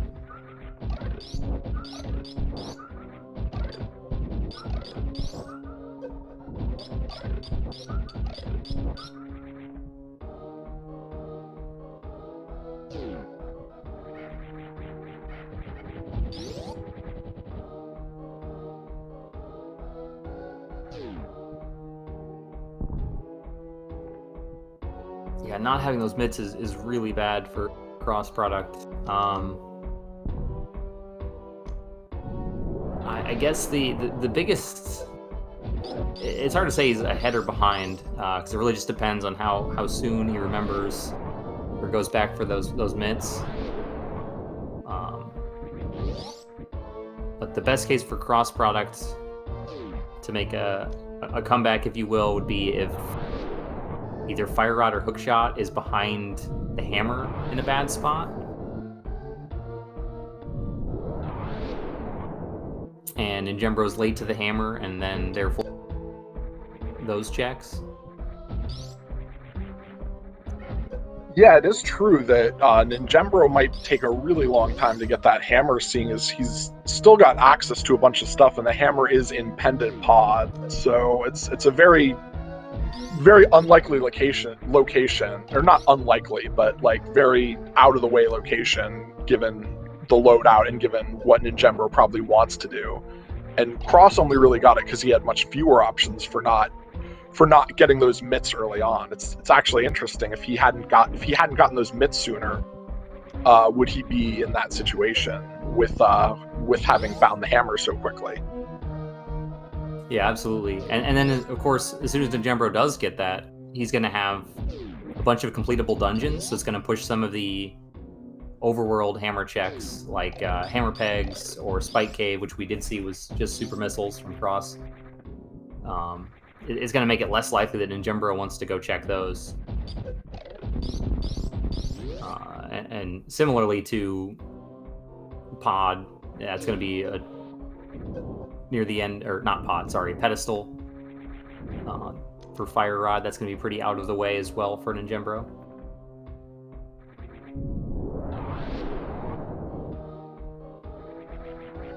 And probably a little less out of the way for Cross Product.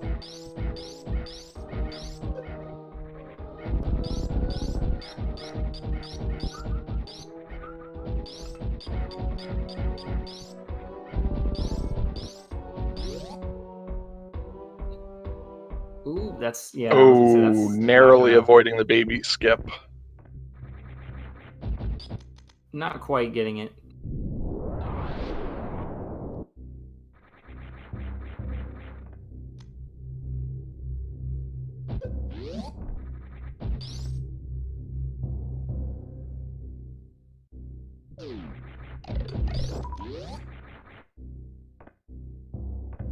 All right, so where do our runners go at this point in time? Oh, well, Cross Product's obviously he's in Turian. That's where he's going. But after Turian, I'd be interested to see. I imagine he'll do West Dark World. He's still got a lot of that available, including the front of Skullwoods, Green Pendant Thieves Town.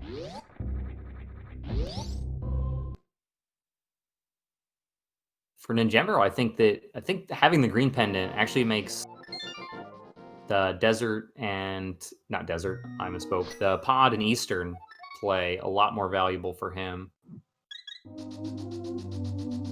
I think, yeah. I think depending on what Cross winds up doing, like, depending, like, if he's really going to go for these, like, pendants and things like that, he probably, after this, is going to wind up double-dipping Metroid and just doing a lava dive again and just going and clearing out Desert Palace and Misery Mire, and probably doing as much as he can without figuring out where those mitts are. Right.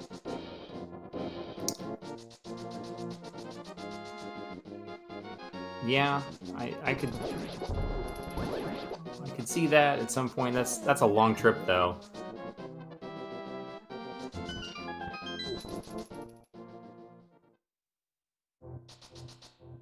And the spring ball, by the way, is a nice find. A little too late to get much use from either runner at King's Tomb.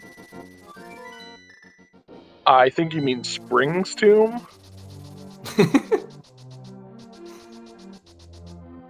Oh, that's right. They found the King Ball at Spring's Tomb. There we go. The King Ball, the king of all items. And Ninjembro finally getting that ice rod.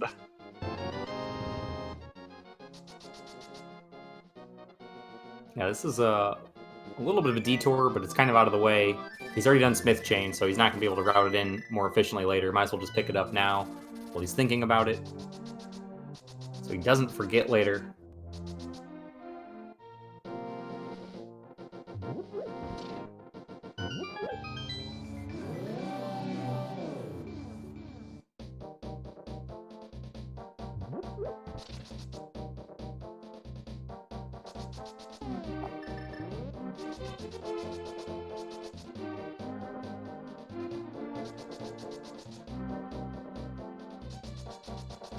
Alright, surprising, a little bit surprising that Cross Product's not opting to stand-up glitch.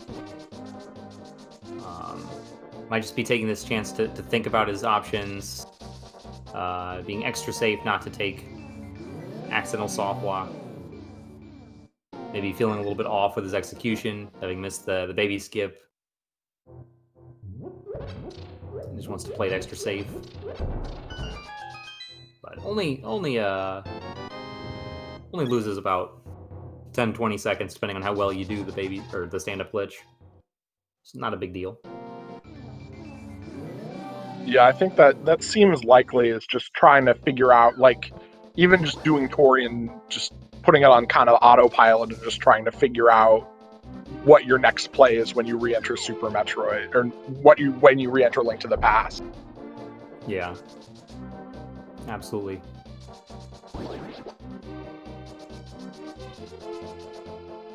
Meanwhile, ninjembro doing some overworld checks here. We've seen these on cross-product side. It's like he's going to be getting his Quake Medallion and the silver arrows after checking Catfish. He has equipped that. He has that mirror equipped.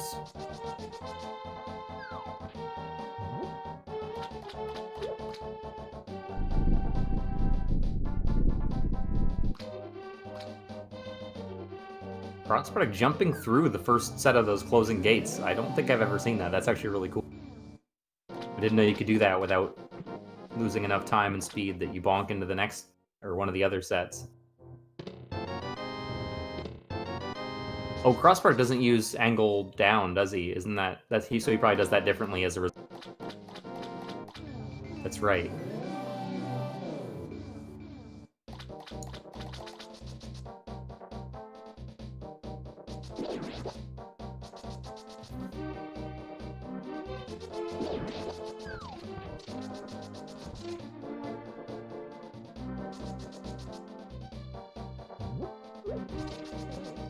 Alright, so let's see where runners are heading. Ninjembro is probably going to do the pyramid ledge, and I would assume and hope for his sake that he's going to go into Pod and Eastern. He might do Eastern before Pod. That would actually make a lot of sense since he doesn't have the hammer. He can mirror, turn the green pendant, do Eastern Palace, and then Pod afterwards. Meanwhile, cross products, realizing he doesn't have mitts, has to go around.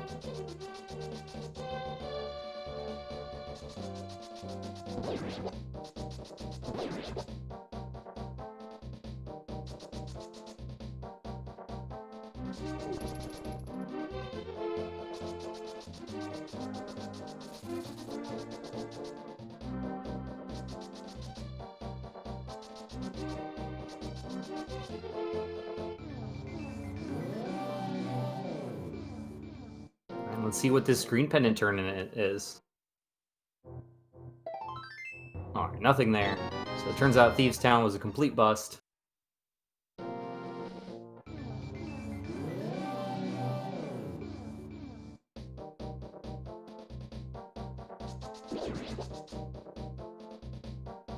And one that we'll almost certainly see cross product do as well.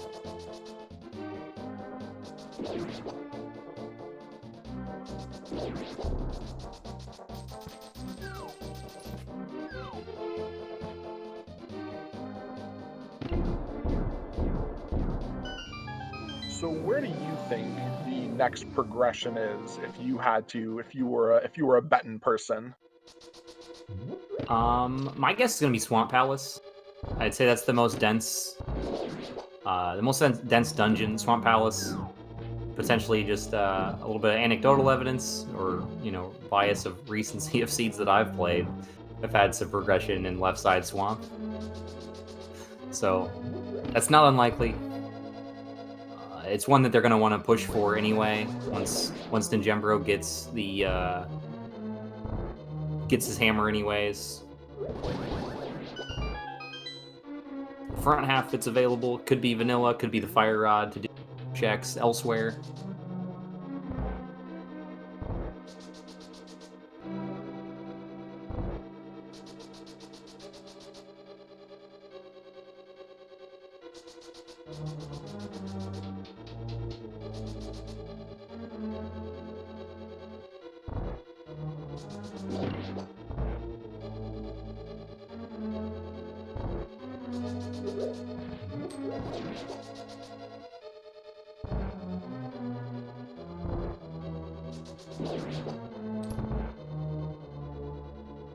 Yeah, I think the best case scenario, if you're rooting for cross product, if you're rooting for this to be a really close race moving forward, he's obviously going to have to remember at some point to do Cathedral, because it seems almost certain that he forgot it and it's not a decision.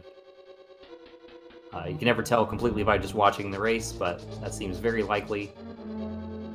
And so you're going to need him to remember that, and you're going to need either Fire Rod or Hookshot in a very out-of-the-way location for Ninjembro to have trouble finding that after picking up his hammer.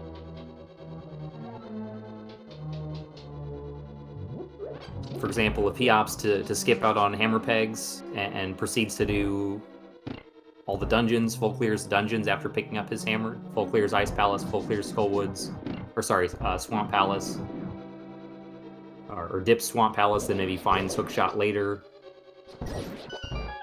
in, like, say, the front of Fire Rodless Turtle Rock, something like that. Could gain a lot of efficiency for cross product if he routes differently later, but we'll see what happens. Yeah, I mean, I don't want to harp on it, but it really seems like you wouldn't go and clear out all of Super Metroid and just be done with all of that if you didn't think that you had already checked that Lava Missile Cathedral. So right, we're really just going back through Frog Speedway on your way out of Lower Norfair. That was the point in time where it's very clear that it was, at least to me, that's where it seemed clear that he forgot.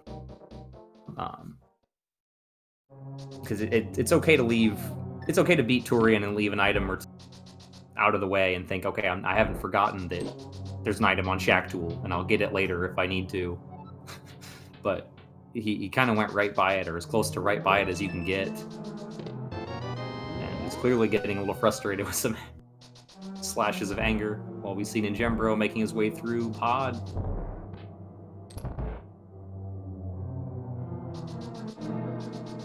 when he did it again, he went up to that spot and just thought that it was there and forgot that he had the meds.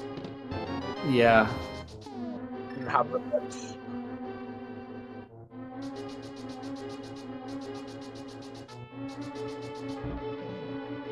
Yeah, I certainly don't want to sound negative, or like I'm looking down on these runners, but I would say that both of them have made a few mistakes or execution errors that I think are below their typical level of play. Little mistakes like that, Cross Product seems to be having a little trouble, and Ninjembro's had some execution difficulties that were unexpected of him. Because both these runners are terrific at the game, obviously here for, and generally playing really well, but definitely shows maybe a little bit of race nerves getting to them. A few difficulties here and there.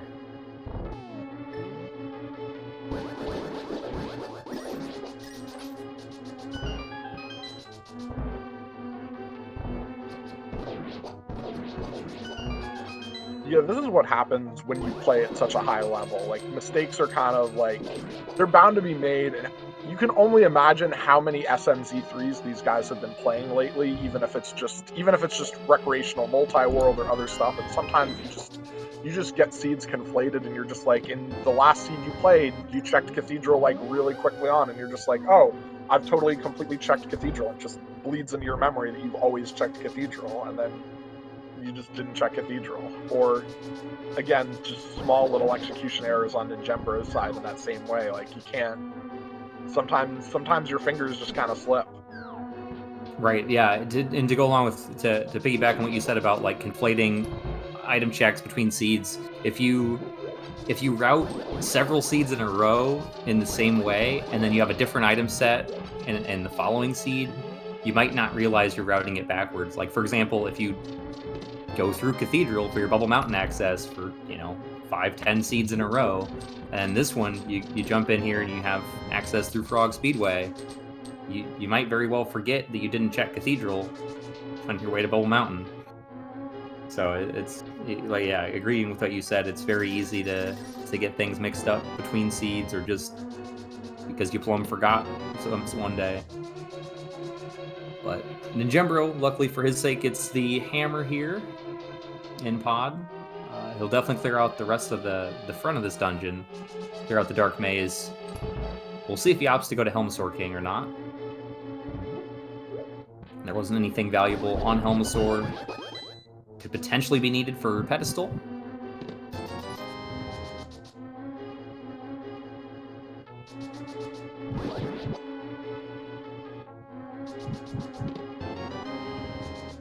But Yeah, both runners in very empty pendant dungeons at the time. Well, Ninjembro finding the hammer, but otherwise empty pod. Okay. Not seeing Helmsor kill on Ninjembro's side, which makes a lot of sense. He's got Ice Palace. I think that's where he's going to head next. He's got Tower of Hera, all of Death Mountain. Actually, that might be better. And that appears to be where he is heading.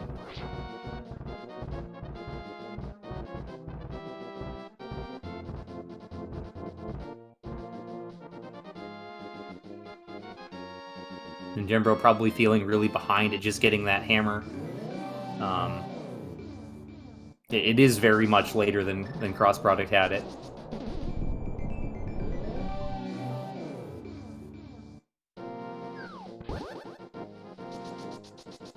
When you do these runs, like, you know, that's the thing. Like, if you find an item like that very late, you always think your opponent made the exact optimal plays at the optimal times. Like, you think your opponent just played a perfect game and batted 1,000, so to speak. Yeah, that's a good point. And in this case, the big doubts of the runners is going to be pretty accurate. Ninjembro's going to be thinking crossproduct had this hammer so much earlier, and he's right. And if crossproduct does remember and get back to those mitts, he's going to think the same thing about Ninjembro, and he'll be absolutely right. In this case, that's not always the case. They both had different items they missed, so it's very interesting.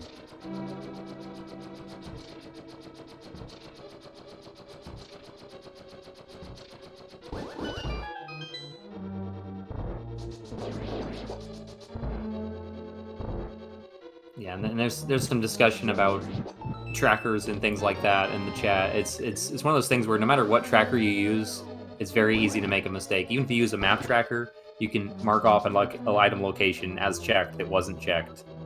If you just use an item tracker, you can forget a location. You can forget to mark an item as available or as acquired on your item tracker.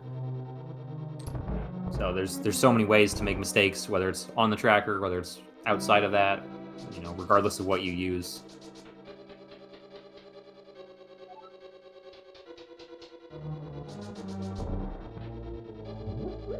Alright, crossproduct. Having already done Skullwoods, he already did the Village of Outcast checks. Doesn't have access to Smith Chain. So he did... He's going to pick up his Ice Rod, which is good. This is definitely required. He's got K45 and the front of Swamp Palace, which I'm guessing is where he's going to go. Is that all that he's got left? Do you know, if you think of anything else, all cheese, no sauce, that he's got? No, really, it's Swamp Palace and Swamp Palace K45 and this green pendant that he's about to turn in and get absolutely nothing for. Did he flute away before K45? That's a surprising choice. Maybe he already did that and I missed it. Oh, he did K45. Okay. So it couldn't have been anything of significance. Gotcha.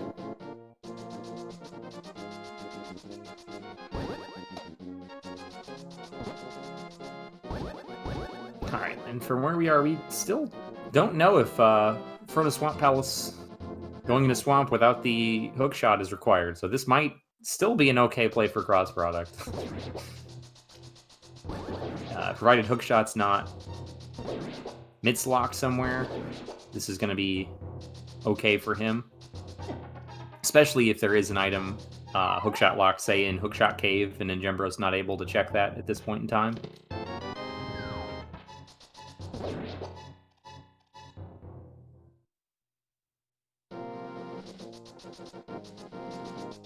Ninjembro getting that screw attack, which isn't really going to help him anymore.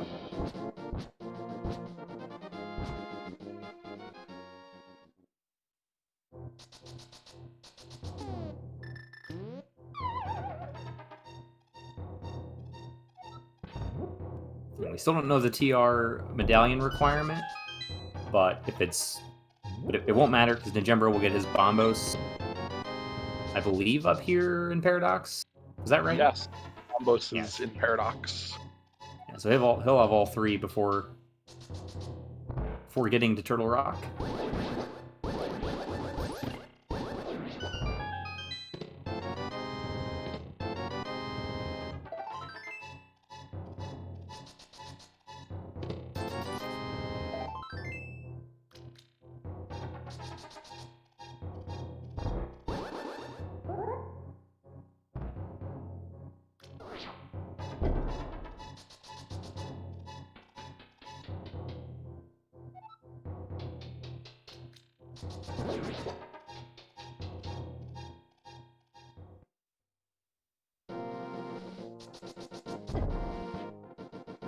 Oh, and ninjembro getting Dead Rock for the second time. I think he was going to check, going to go to Dark World and kind of use the mirror to pair some of these checks in Light and Dark Death Mountain together, but got Dead Rock, so opted just to do the Light World ones first. And then gets Dead Rocked again, unfortunately. Just has to wait it out.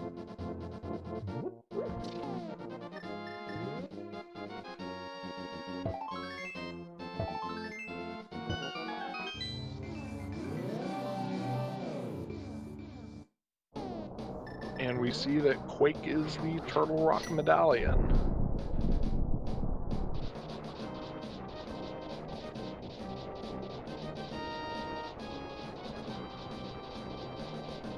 Okay, so after ninjembro does the other Dark Death Mountain checks, we'll see if he opts to go into Turtle Rock.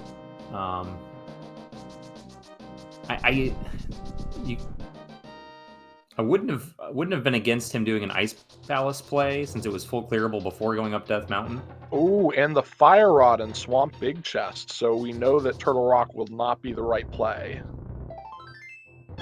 Okay. Unless there's a hook shot in the front of Turtle Rock, and then it'd be kind of a wash, because it's which one do you want to double dip?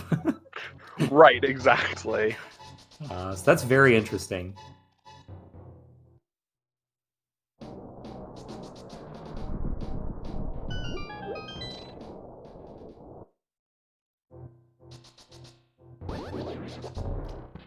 But yeah, Ice Palace still could be likely. You're leaving some things here on Death Mountain by not clearing more before coming up, but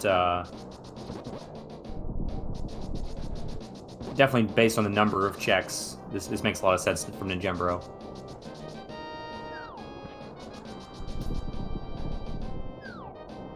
Yeah, and I guess that's true that Ice Palace may be logically hookshot locked for some of the checks that have items, and there's definitely sequence breakable with Icebreaker or with bomb jumps. Oh, he's not going to make it, is he? Oh, he made it. Okay. I was worried he didn't have his cape equipped, and there's a certain amount of lag between equipping the cape to put. I was worried ninjembro wasn't going to make it with that late item selection. Fortunately, he didn't die. He's got his super missiles.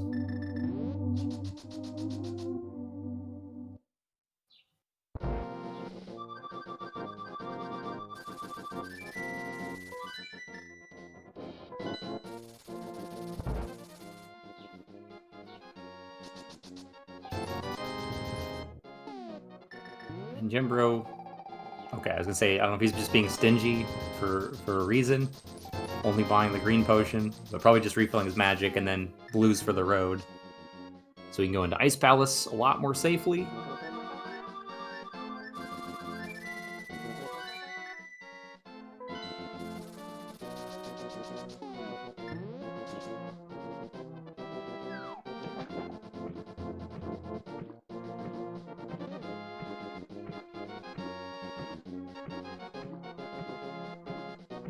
And no hook shot in left side swamp.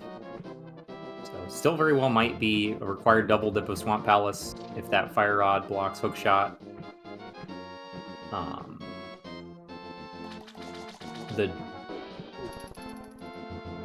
I guess good news for cross product because he doesn't have to full clear Turtle right now. Mitts. He's going to finish off Skull Woods. Which does give him Pyramid Fairy.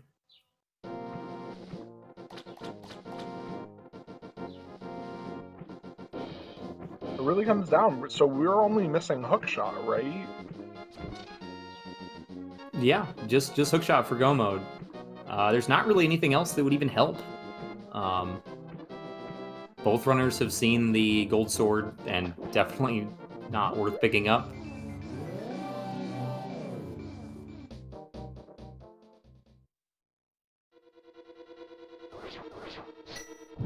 I guess a male upgrade wouldn't hurt necessarily, or half magic. Actually, yeah, half magic might speed up a little bit of GT.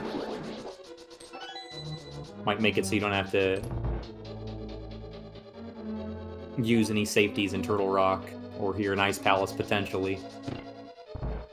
Yeah, these runners are fully decked out with the exception of that hookshot, and then in Ninjembro's case, the fire rod.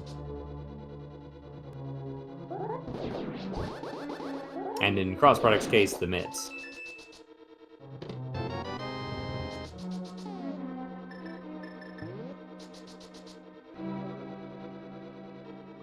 And Ninjembro is about to set up that icebreaker glitch, it looks like.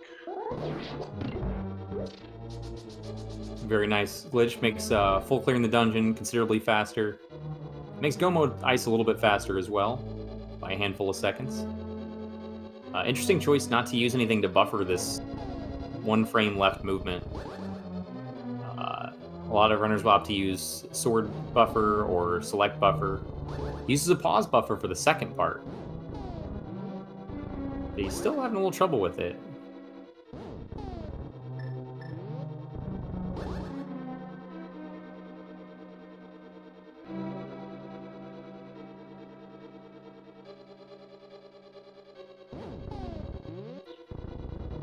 There we go. Okay. I thought that was right, but Chad is pointing it out that Ninjembro forgot to hit the crystal switch before doing this. He forgot to hit the crystal switch before doing this glitch, if you will forgive the rhyming. Yeah, that's so fine. That is It's a routing choice, more so than a mistake there. So the way that works, if you hit the crystal switch, it can potentially save you from having to search for the big key after getting the items. If you're full clearing the dungeon, usually you stumble across the big key anyway. I actually don't know if he got the big key in the first chest. But it's kind of a toss-up. Oh, okay. All right. Thank you. That's good to know. Yeah, he's still 2 items out of go mode, so he's obviously going to want to open pretty much all the chests in here. He's not expecting to find his go mode. If he was 1 item out of go mode, I would say definitely hit the crystal switch. Some runners like to do one versus the other, just depending on their items, or just to do it the same way every time. But depending on item layout, it can be faster to hit it, it can be faster to not hit it.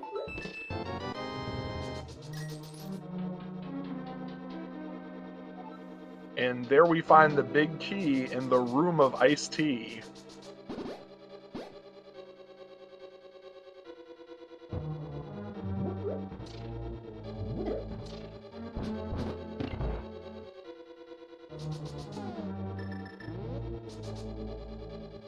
Yeah, and I was not counting items. I know we got... So we have map compass, big key, small key. I don't know if we have 2 small keys or just 1. I always have trouble counting the keys in this dungeon. But there's at least 1 item left. Or at least 2 items left, sorry.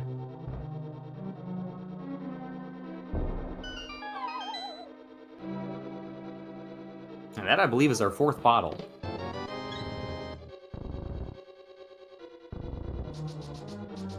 And I believe that was our final item, or was there one more item? I saw 2 items so far, but I think there was another one, right? I don't know. I wasn't counting the small keys. I don't know if there's a second small key left. But crossproduct picked up the book. Book at Pyramid Fairy is a bit interesting. Because he's going to go out of his way to check Ether Tablet. He's going to go out of his way to check Bombo's Tablet. It's pretty isolated as well. That might push him back into Desert to clear that out. He'll probably... There's an item on Landmo, so he'll probably do Desert before checking Ped and just blind pull it, I'm guessing at this point.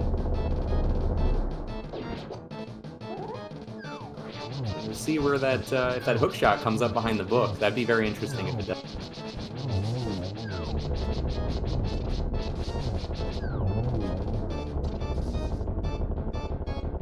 Yeah, it would be quite a look if book was what unlocked hook. Very nice, Ryan.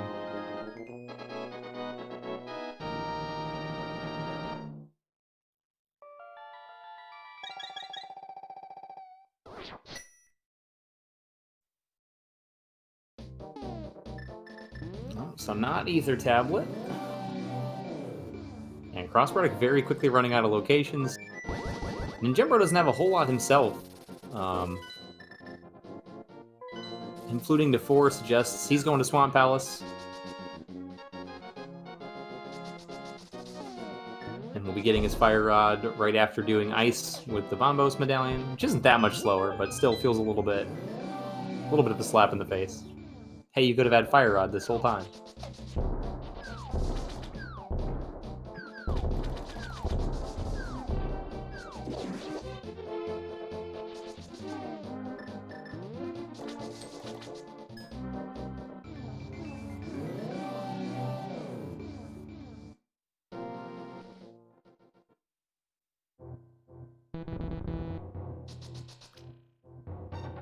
And the red nail at Bombos.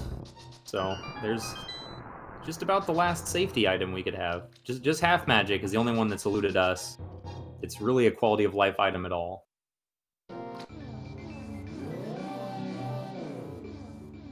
And of course, crossproduct doesn't have can fly. He doesn't have the space jump or the morph ball bombs. But at this point, he doesn't need them. They don't help anything he's got left to do.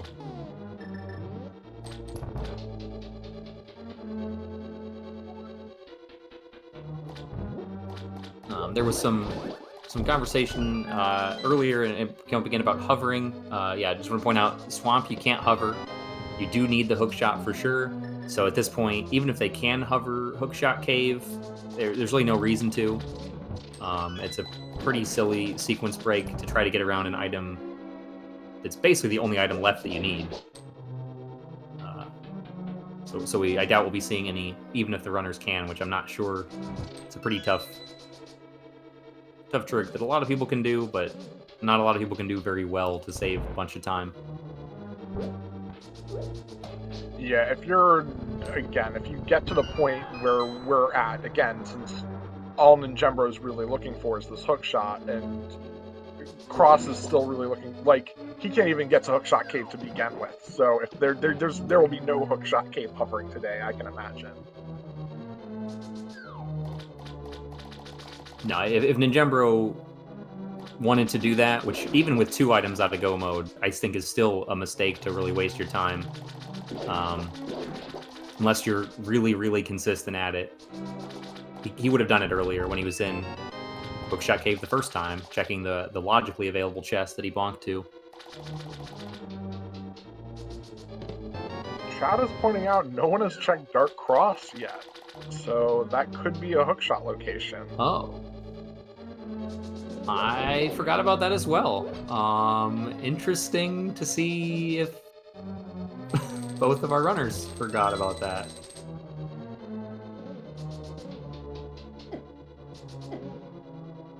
Or either of our runners. That's very curious.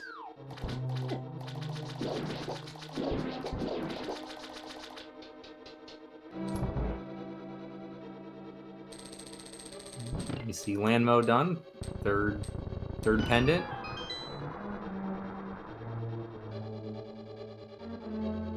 I know everybody in chat's hoping for pedestal.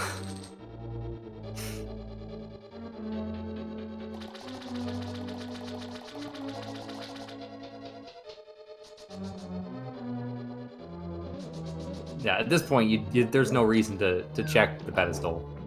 I don't think crossproduct has any available checks apart from the one that he's forgotten that has his mitts. So stopping to read it wouldn't help him. He's got to assume this is the thing, unless I made a mistake somewhere. Well, I don't know if they've forgotten Dark Cross. I feel like they have. Both runners, with Cross Product going back to Pyramid Fairy and not mirroring Cross, I think he's forgotten that as well. And there it is! And oh my goodness. Wow. So double dip of Swamp, not required, but gonna be done by both of our runners.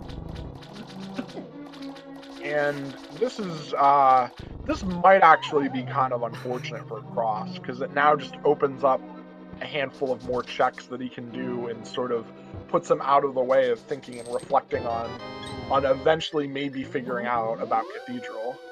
Well, it really doesn't, though. It doesn't really give him any other checks apart from the back of Swamp that it's a crystal dungeon. So, like, he has to do that anyway, and he's not going to get it any faster.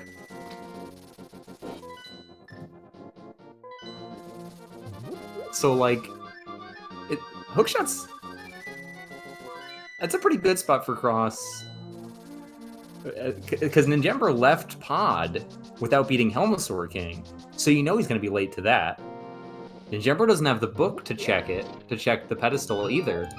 So this is really interesting. It definitely buys Cross some time. He's got to remember the mitts. That's the thing. If he remembers the mitts, Ether's going to be troublesome for him, and that's what's really not good. But hookshot's not in a good spot for Ninjembro either. I mean, you never usually want to see anything on pedestal, right? That's normally not good.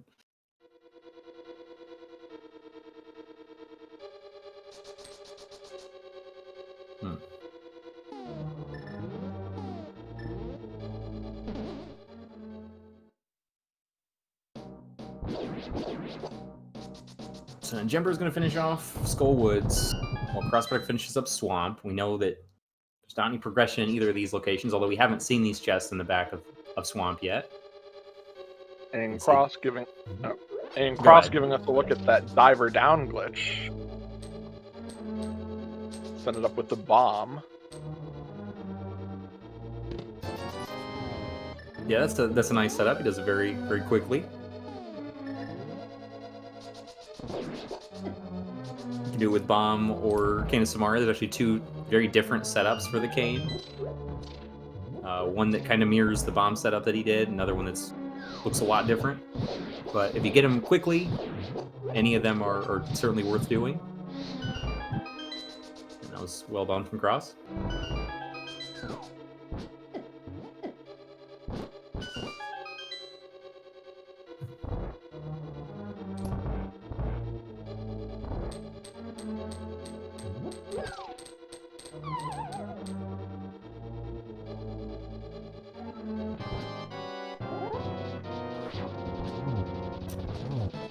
And I don't believe Tempered Sword Spins do any damage to Mothula.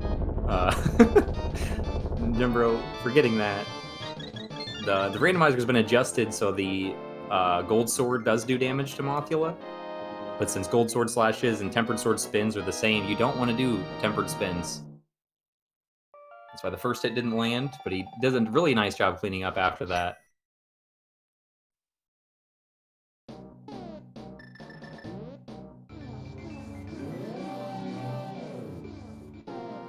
Cross Product finishes off Swamp Palace, gets his, what is that, 4th crystal? 7th total dungeon. And Ninjembro's at 5 crystals. 6 total dungeons. Very interesting. It is an all dungeon season. This is the unfortunate part, though, where we get to watch Cross stare at his menu and think, what did I forget? You know, what do I have that I didn't realize? Do I have fetch quests? Did I, you know, mark something wrong on my tracker?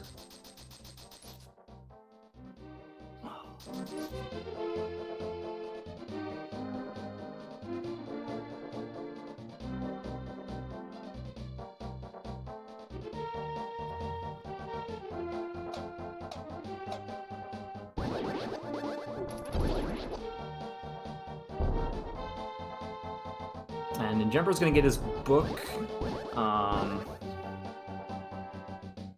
We'll see if he opts to go to check Ped with that book. I think he's gonna do that. Since he still has 2 pendants left outstanding. He's got Landmo with 1 item. I don't know if there was an item on Helmasaur King, but both are really out of the way.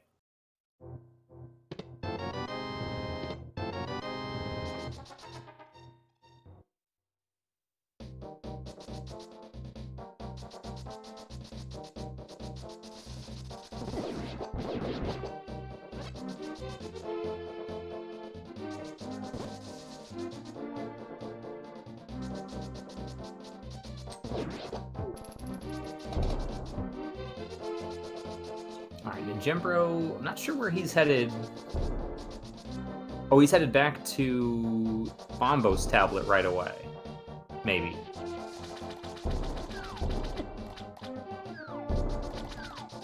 Yes, okay. Yeah, trying to turn in that book right away. At least he'll get some sweet new clothes from it.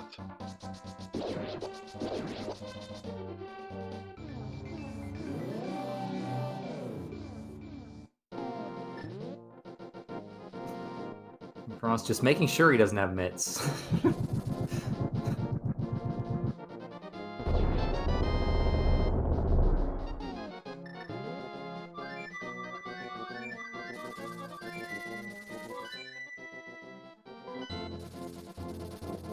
We bottle vendor check, probably. That's a very easy one to forget. So, yeah, this is...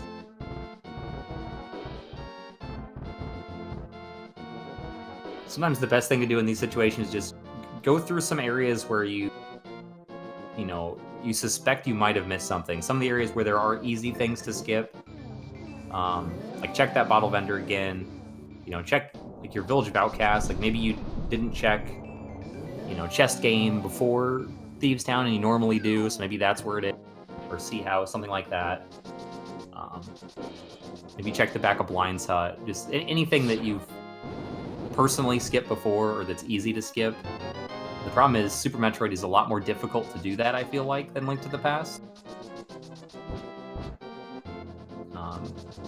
To go back to Upper Norfair and clear the whole thing again is just not going to happen unless he remembers that check. Seeing if he miscounted items in Skull Woods maybe here, or...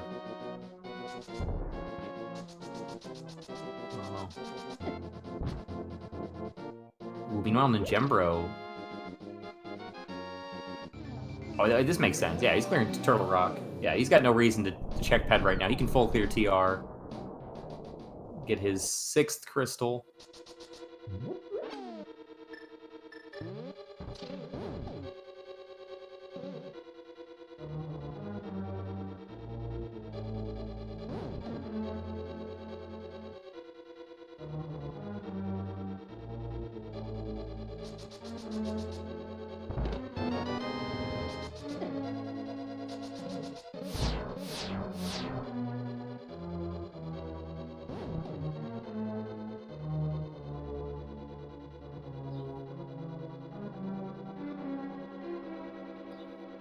Cross is still like on good pace though. Like even like if he remembers in the next few minutes about Cathedral, it still could be a very close race with what's going on. But again, as each minute sort of dwindles on, it becomes more painful for the viewers, more painful for Cross, more painful for Link and Samus, who Samus is already just like waiting at her ship, with all the animals just waiting to take off. Yeah, and it looks like crossproduct is remembering Dark, so that's something. But honestly, sometimes that's worse when you think, what's the one thing I forgot, and then you remember it. Oh, this is the one thing. This has to be it. And then you go there, and it's not it, and then you just feel so much more deflated that, oh no, there's something else I forgot. What's the other thing? How much more did I forget? Like, how many loose ends do I have out there that I have no idea about? Yeah, and he just got that heart and is now just just wondering. Yeah, I would suspect that just about everybody that plays this game has been through this experience. I certainly have quite a few times. I have for sure.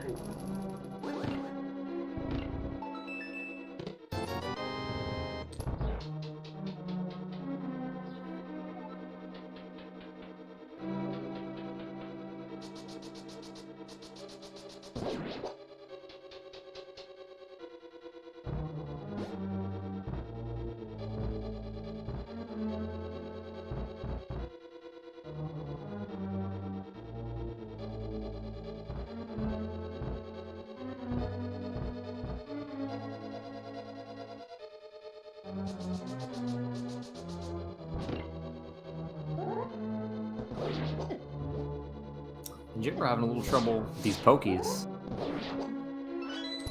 Yeah, you can land a double spin on them to kill them right away.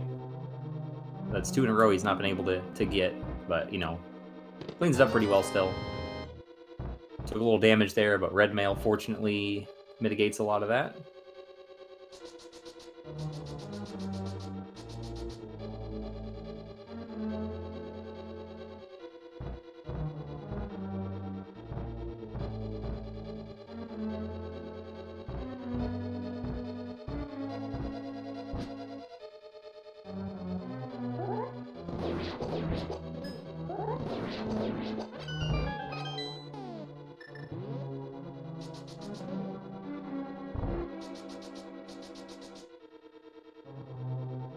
So what does Ninjembro have apart from the rest of Turtle Rock and Pedestal?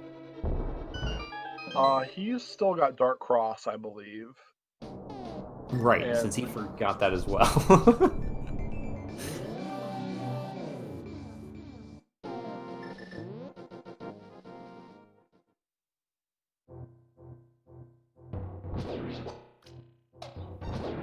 I mean, that book's gotta send him that way at some point in time pretty soon. Maybe after the mushroom turn in. Or after the mushroom. Or he might opt to do the fake powder, to do the powder check before turning in the mushroom, and if he does that, he's kind of nearby, so he might route that in with the ped check. With how little locations are left, and based on how the seed's gone, and potentially some of the comments in the SRL chat, as our tracker pointed out, he might decide to do that just to make sure that, you know, even if I'm going to do out-of-logic checks to be really safe with my magic powder, that's worth it.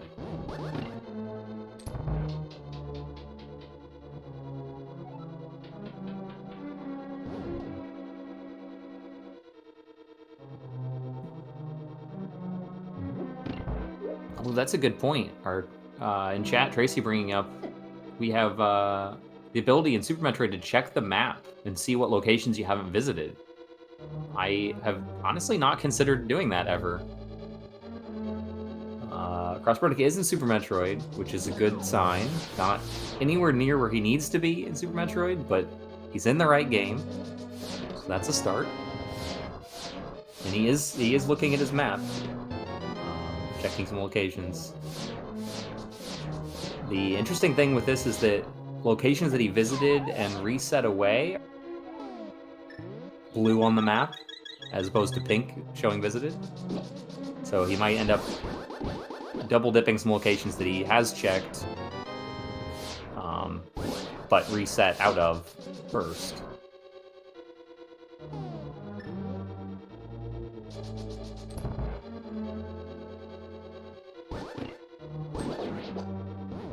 I'm not sure what he saw in the wrecked ship area that's bringing him this way. Maybe just down Red Tower to Bryn Star.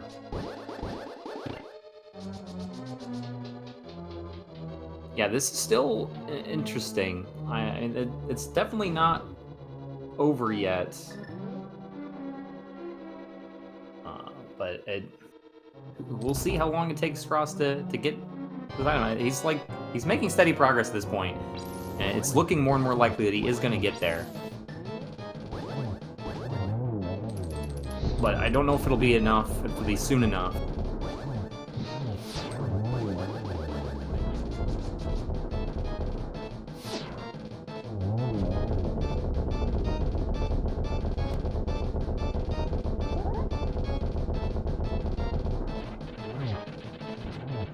Yeah, I think, and again, once he gets those mitts, I think he's probably going to head straight to those dungeons, and that might sort of steer him away from the smith chain and getting the ether needed for mine.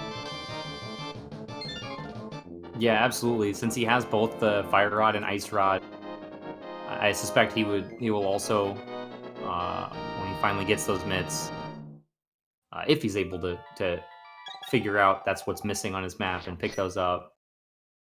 I suspect he'll do Ice Palace and TR fully cleared before doing Smith Chain.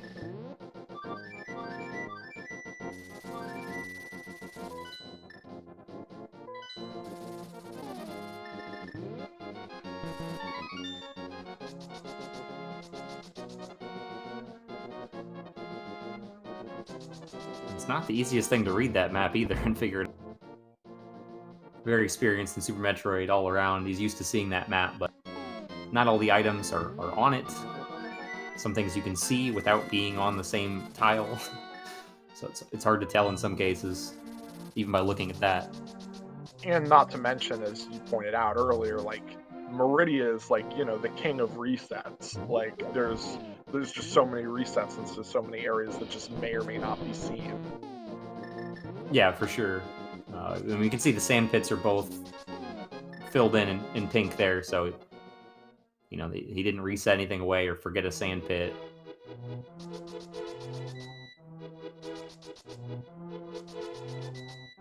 All right, here's the ped check for ninjembro. So it looks like he's gonna well, depending on how you treat the word, he's gonna be in go mode in just a minute here, finding out where his last item is. Just gotta beat 2 more dungeons to get it. At the 3-hour mark.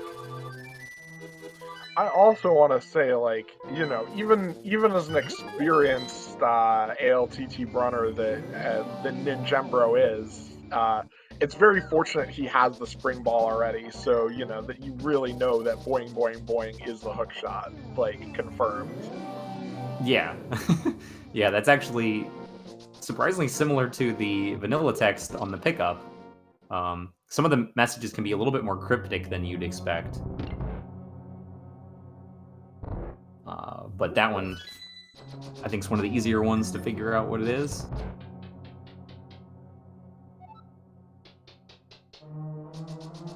Yeah, I'm not sure what crossproduct saw down here. Like Crocomire. There were the 3 blue rooms he saw to the east when he was looking at his map, east of Business Center. That's where he needs to go. But must be thinking that he skipped something, like maybe he skipped Pantry, or...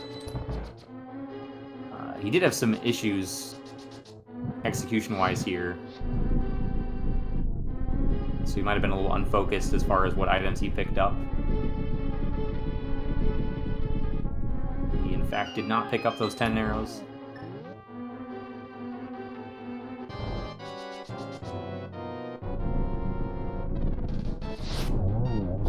Ninjembro's got a nice, quick landmo fight with these silver arrows. Well, I guess commentators curse a little bit. Misses a couple shots.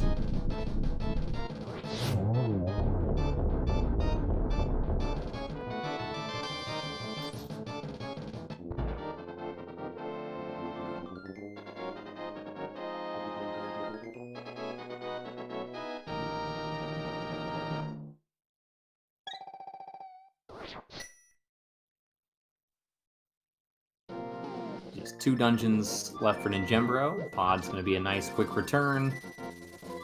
Already got everything he needs. Just can make a beeline to Helmstor King.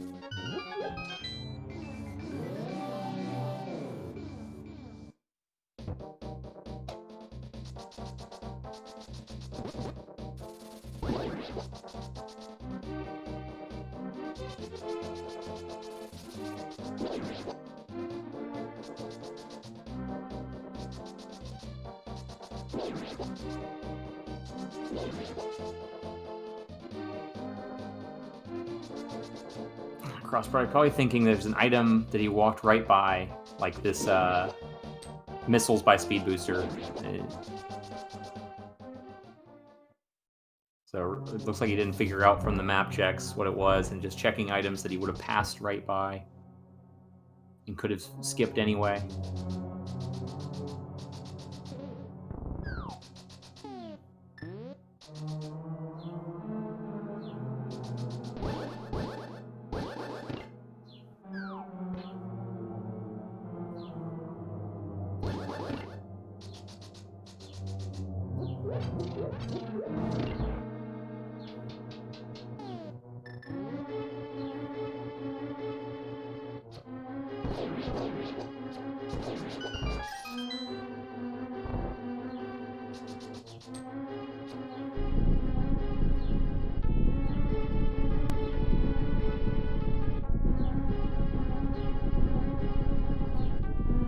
And he's just reading that map so close. That one blue, long blue, horizontal. Yep, and here it is. He's finally going the right way. I am not going to be surprised if we see some frustration shown on stream. Of course, he never knows how far behind ninjembro is, so it's possible he'll just take this and just go right away. But 306, crossproduct gets those Titans mids. Unfortunately, it looks like it's going to be quite a bit too late. He's still got to do 3 dungeons, whereas ninjembro is right at the back of pod. Basically just finish this very quick fight, grab his hook shot, and then only do the back half of Swamp Palace, since he already did the left side there as well. Just a go mode swamp.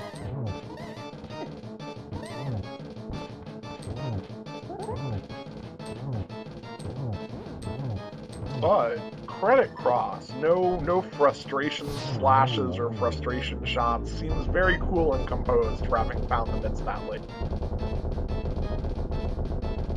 Yeah, for sure. It's very easy to show a little frustration, and that's okay. It's understandable that some people like to do that, but you know, wasting a bunch of time in a race when you really don't know, especially with a seed like this, that you have to think the only way that this works out in Cross's favor is with a seed like this. You know, the only way you can turn this into a win with a mistake this big is when you have, you know, pedestal required for hookshot, you know, almost a forced double dip of Swamp Palace, because who's gonna do ped before doing the front of Swamp, right? Like, almost nobody. There's some pretty big trolls that still give him a fighting chance. But yeah, absolutely, credit to him and his professionalism for sticking with it.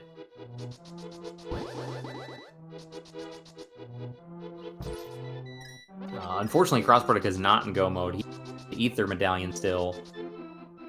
That's the big thing at this point, is that's not on path in any way for him. He's gonna do these Dark Death Mountain checks. He's gonna pop into Turtle Rock and full clear that, and then probably full clear Ice Palace before doing Smith Chain. And ninjembro just pulled the ped, got his hook shot. Yep. And if you don't count it go mode when you know where the last, definitely go mode now when he picked up the last item he needed at 308. And even knowing, like ninjembro can't feel good about this either. This is a tough seed. 308 go mode is at the caliber of these runners. That's not a good time. Yeah, and it was, again, like, it almost feels like a last location for getting that hook shot, because that's what Ped does. Like, he really can't feel that he's done that many. I think it was last location minus the Dark Cross that he forgot.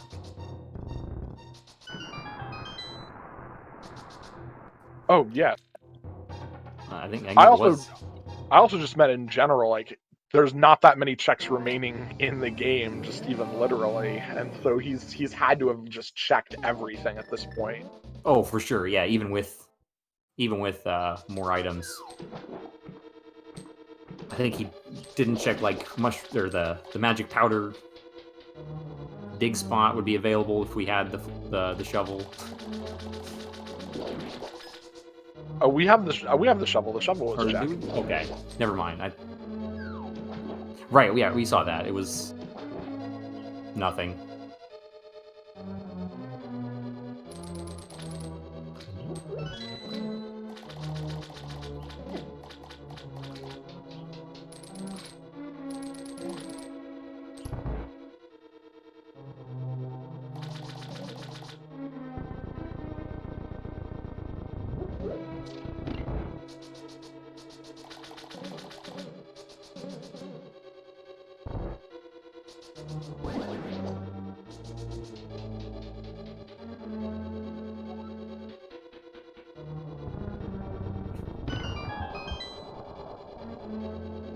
Yeah, and it's one thing too to note if anyone's forgotten that crossproduct has already done Turian and Mother Brain, so that's a nice advantage that he has. Obviously, still behind, still not in go mode. Still going to take something pretty extreme for him to be able to pull back into this, but he's not dungeons behind and a Turian behind, and Turian's a pretty good chunk. It's usually very easy in these randomizers, the amount of equipment you have, but it's still a big time commitment. Metroid rooms, if you can't get the baby skip, you have to wait for that cutscene and get the health refill. Mother Brain's full of cutscenes.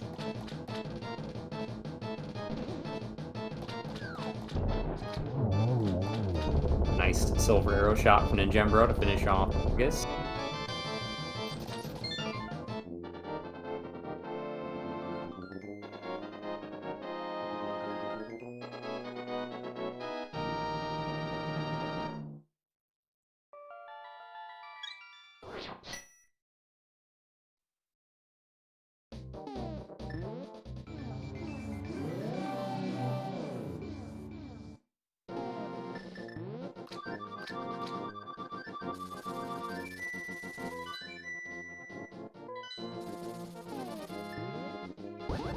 And I guess, obviously, as Ninjembro is headed up to Ganon's tower, even though there's no like formal prize or anything, people can get their guesses in chat for what key they think the big key is what chest they think the big key is gonna be.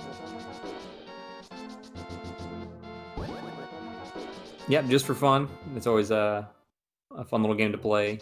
Just feel proud of getting lucky. Do you have a guess, all cheese, no sauce? What you think it's going to be in? Probably like something like 11, 12, something, maybe 12. Let's go 12 this time.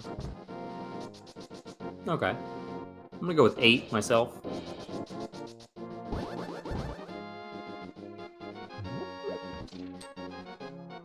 Which is Firebar room if they go Hope room and then left. I like that one. It doesn't seem to come up very often. Probably just because it's only one chest in that room as opposed to the two chests. Makes them seem disproportionately likely to have the key.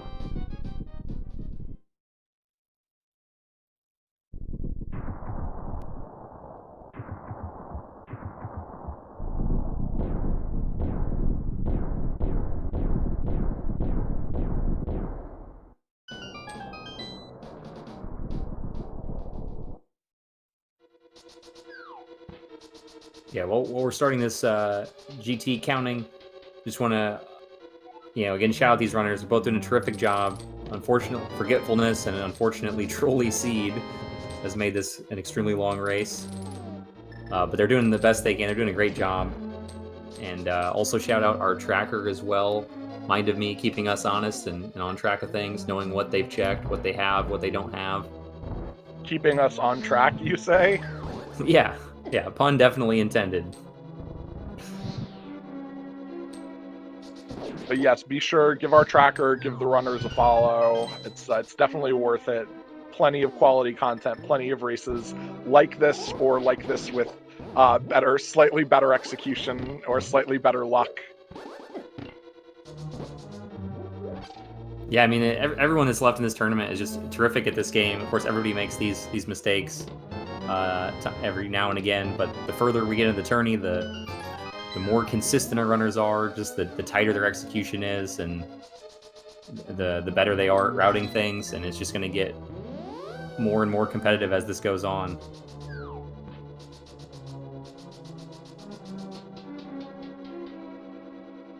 But so we've got nothing so far on the right. So we do have the magic powder, which is a nice safety since that mushroom was turned in. If Ninjembro does end up low on health, he does have a blue potion, I believe. And with the red mail, shouldn't need to use the powder, but it might be faster than using a potion at some point, like at the top of the tower.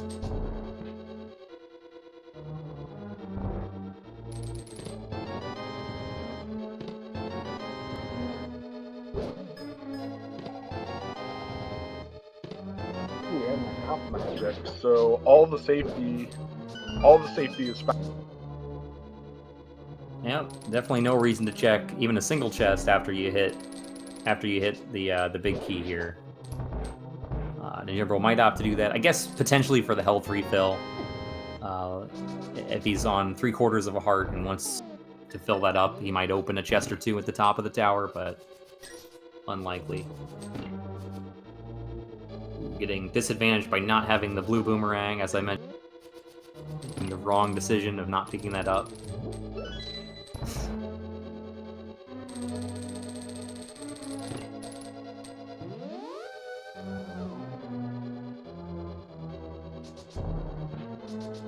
I'm mostly just joking. It would have taken just as long to pick it up as the loss from the lag and the waiting on that red boomerang, but just personal preference. Crossproduct did finish up Turtle Rock, so just 2 crystals left for him. Checking powder right away. It's a very quick one-off. In this position, if this is Ether, he can go mode the last 2 dungeons. If it's not, it's a quick check. And there's the big key. What number was that? All cheese, no sauce, do you know? Were you counting? I was not counting. Was someone in the chat counting? Okay, 15 is what we see. So 15? Going back through, I was gonna say 13, but I might have missed some. we have Wandering Stone had 15. So congratulations to Wandering Stone.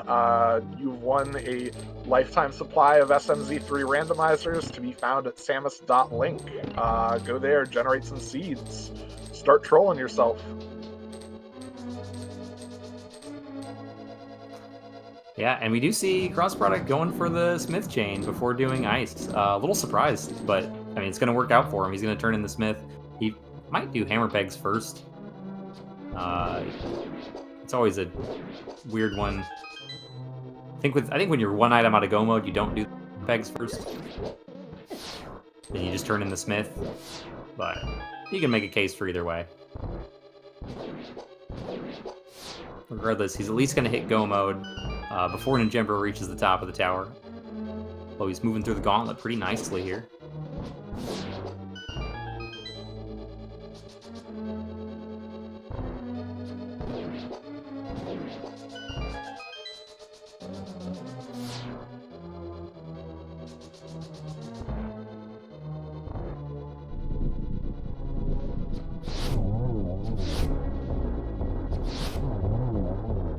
Alright, 2 out of 3 on the first phase for Landmo 2. Get some second round, so a little bit better luck than the first Landmo.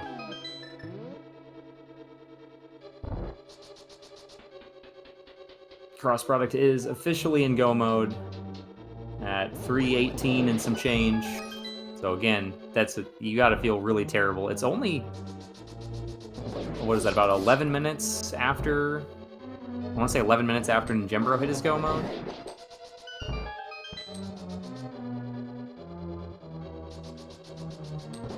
But he does have 2 dungeons to clear still.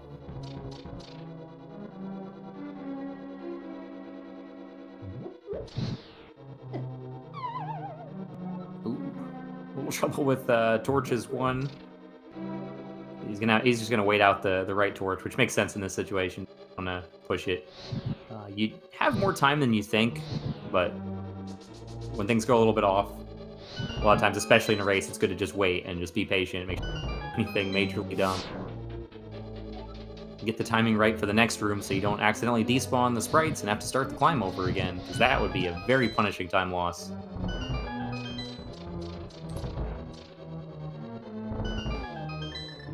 Looks like we'll see another icebreaker from crossproduct. See how his attempt goes.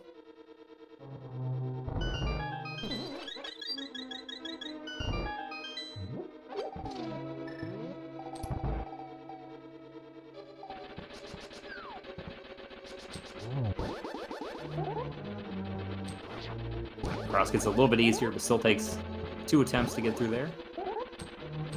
Either way, that's definitely a time save.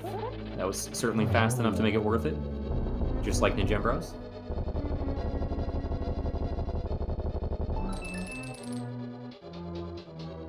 Alright, smartly skipping the Moldorm 2 chest on Ninjembro's side.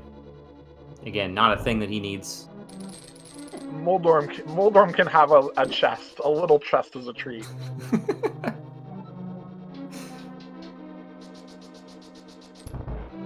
Yeah, I mean, with how bad he just bullied Moldorm, that's let him have something. That fight was over real quick. Moldorm didn't stand a chance. Ooh, I don't know if that counted as a triple or if that was just a double, but that was a nice... ooh, another... Okay, the first one must have been a double, because that looked like a triple. Yeah. It's a really good Aga fight, and that was perfect setup too. Very nicely done from Ninjembro. That's a surprisingly difficult fight, and he just crushed it.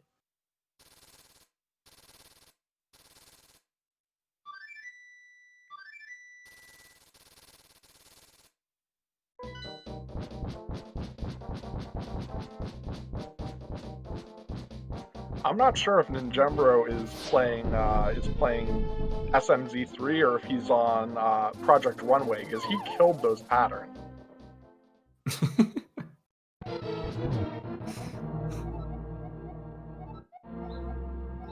Nice. Yeah, he definitely did.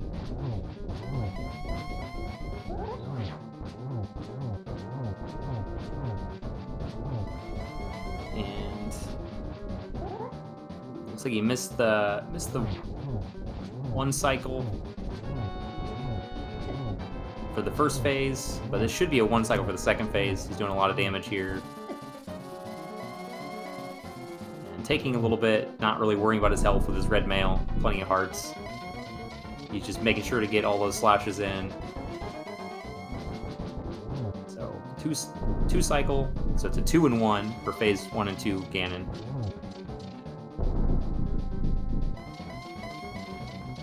With silvers, the rest of the fight's going to be basically free.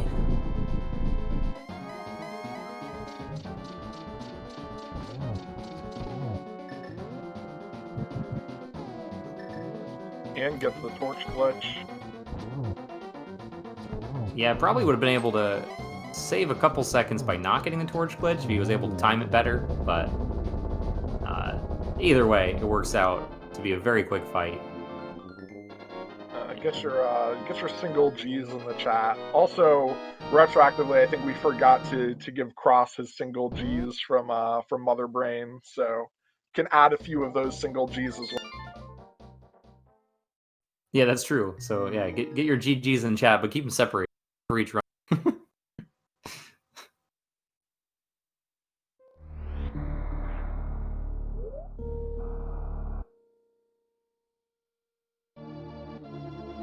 Yeah, I don't remember where the big key was, but still, Crossproduct's gonna have a tough time clearing out Meyer and GT. Plus, it takes a minute or two to get to Ganton's Tower as well. That's sometimes an overlooked factor when you're looking at the time left in a runner's race like this.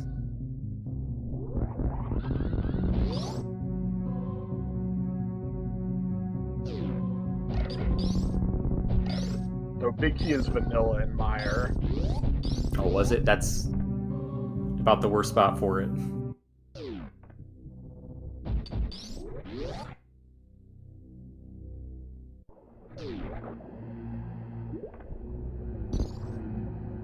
Alright, well, fortunately, he doesn't do the fish room strat and make this the worst possible routing for the dungeon with this key layout.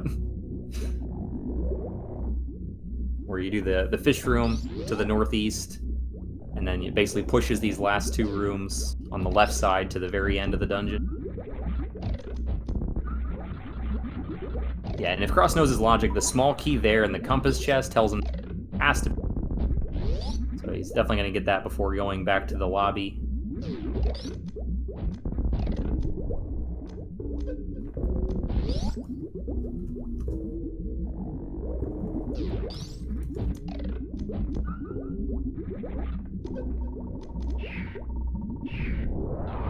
And Jumper had a good first couple Metroid rooms, but gets grabbed here in the third one.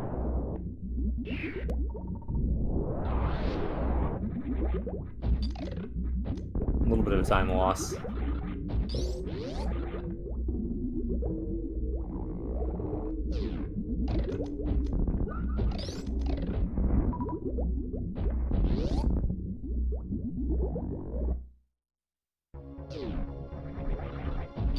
Alright, not sure if Ninjembro is going to give us a baby skip or not. See what happens here.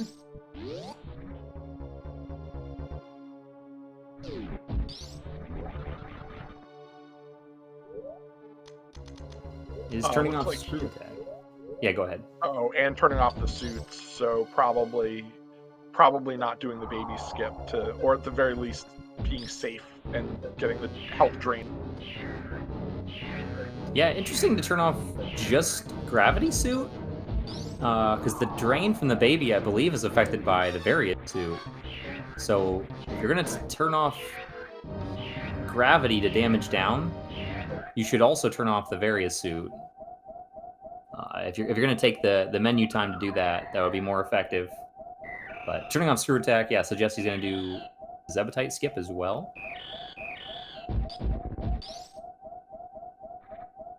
Oh, for turning off the screw attack? Yeah. Yeah.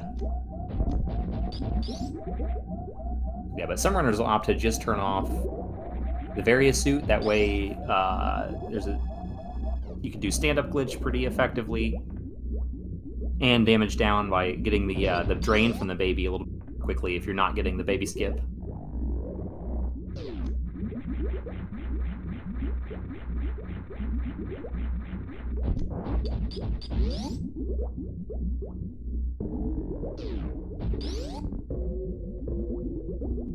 Now Cross finishing off the eyeball boss.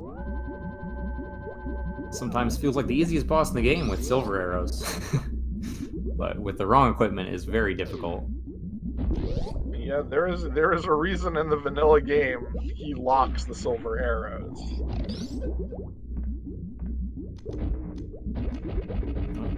Alright, Ninjembro struggling a little bit with the stand-up glitch, just gonna, or sorry, not stand-up glitch, the Zeb skip. Gonna opt to just use his ammo to get through these.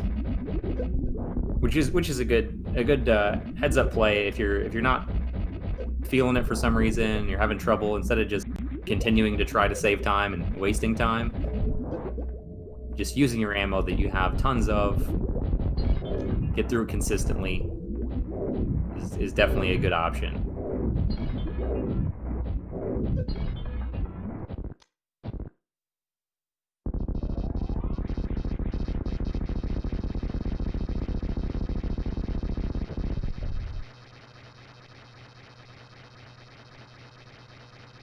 We'll see if Ninjembro opts to do stand-up glitch or if he opts to just play it safe. Knowing what's happened in the seed, knowing that cross-product's not done, you kind of have to assume that something went wrong on cross-product's side. Like, knowing his opponent is skilled at the game, like, 3.5 hours is a pretty long time. So that might be a factor here, and just thinking, okay, I'm going to play this safe, because as long as I don't do anything major, I've got this in the bag. Because I either won it or I didn't at this point. Yeah, although at the same time, maybe if you get to this point, you're just kind of waiting. You think the dot done could just appear in the next few seconds, really, and that, you know. Yeah. Every second you're spending not doing these glitches is a second that he's gaining. we've had some very close races. I know you were in one of them, right? Yeah, one of my group matches was less than a minute. But there's definitely been even closer than that for some other matches. There's been some really good. Yeah, that was interesting. Accidentally taking a little too much damage. Luckily, he had those reserves. And it didn't mess anything up. But having the X-ray scope actually makes it quite a bit safer too. The easiest way to soft lock in the fight is actually he's playing it even safer than that. Is to get grounded right there when the baby detaches, and if you get grounded in the wrong spot, you can get yourself in a lot of trouble. X-ray scope allows you to stand up from that again.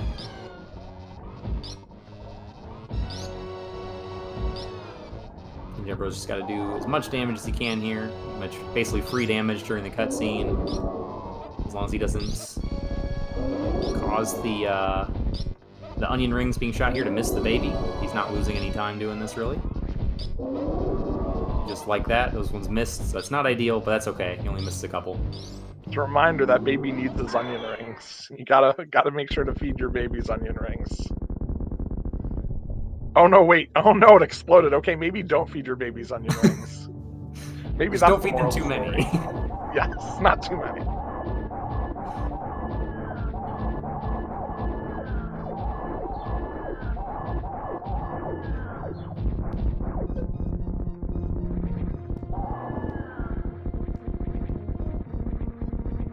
Alright, all that's left is the climb. I highly doubt we'll... I kind of expect that we won't see them on cross-product side if he opts to continue from here and complete... Actually, no, he already did Super Metroid. Never mind. He can't save the animals. I forgot again that he already did that. Either way, I don't think he would have saved the animals. Potentially would have taunted them.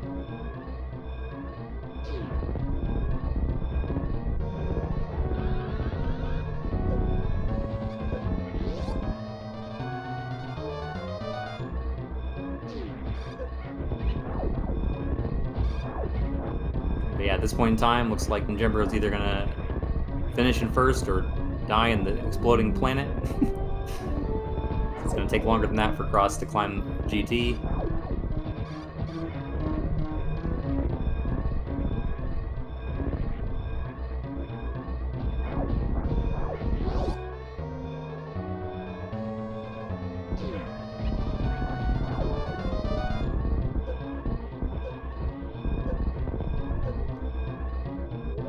Ooh, Ninjembro having some trouble with the Shine Spark here. Gonna just do some wall jumps and do the climb normally. Left side wall jumps, very, very bold. Surprisingly difficult since there's not a lot of times where you use consistent left side wall jumps in this game. Yeah, you're very it's just very against your like bodily geometric nature to like do left side wall jumps. Yeah, I think a lot of people just the muscle memory isn't there. But it's up no problem and finishes the race. Get your GGs in chat for Ninjembro for taking first place here with a, let me find the official time. 3:33:30. That's a lot of threes.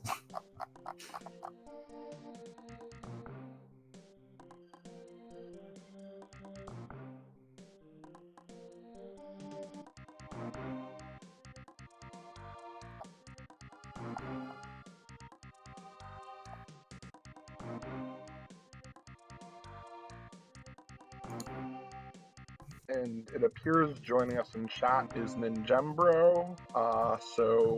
GG Ninjembro. Hey, thanks. That seed was a thing. Yeah, that was an interesting one. What was your favorite part or least favorite part? I think simultaneously my favorite and least favorite was checking the pedestal with my book. I was about to just skip that entirely, and I mean, it wouldn't have been long before I went and did that, but I was going to go do hammer pegs, and I was like, well, let's just go check this real quick. And you know, I counted, I double dipped 6 dungeons, so that was a lot of fun, including 2 pendants, which I should have just stuck to my normal game plan, which is to clear pendants once I'm in them. But I was like, you know, this is a tournament race. All the times I was in pendant dungeons, I felt behind. So I was like, there's only 1 item left in pod. I just got the hammer, which opens up at zillion locations. We're leaving pod. And then when I was in desert, I only dipped the front of desert because I was like, well, I can do Mire. I can go do Ridley, all this stuff. But I was like, well, let's just check for some quick items here.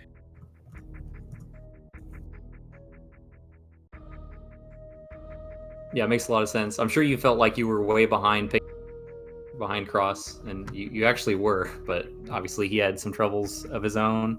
Yeah. I'm I'm curious what was kind of the biggest problem. Like, yeah, we're joined in here by Cross as well, so we can let him. GG's Cross. GG.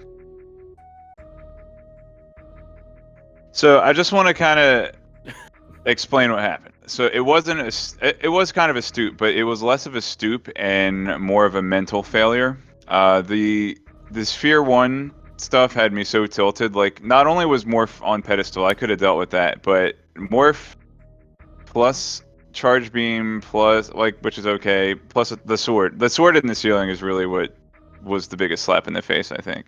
Because I did the entire Sphere 1 with absolutely no weapons, like completely bombed it the entire way.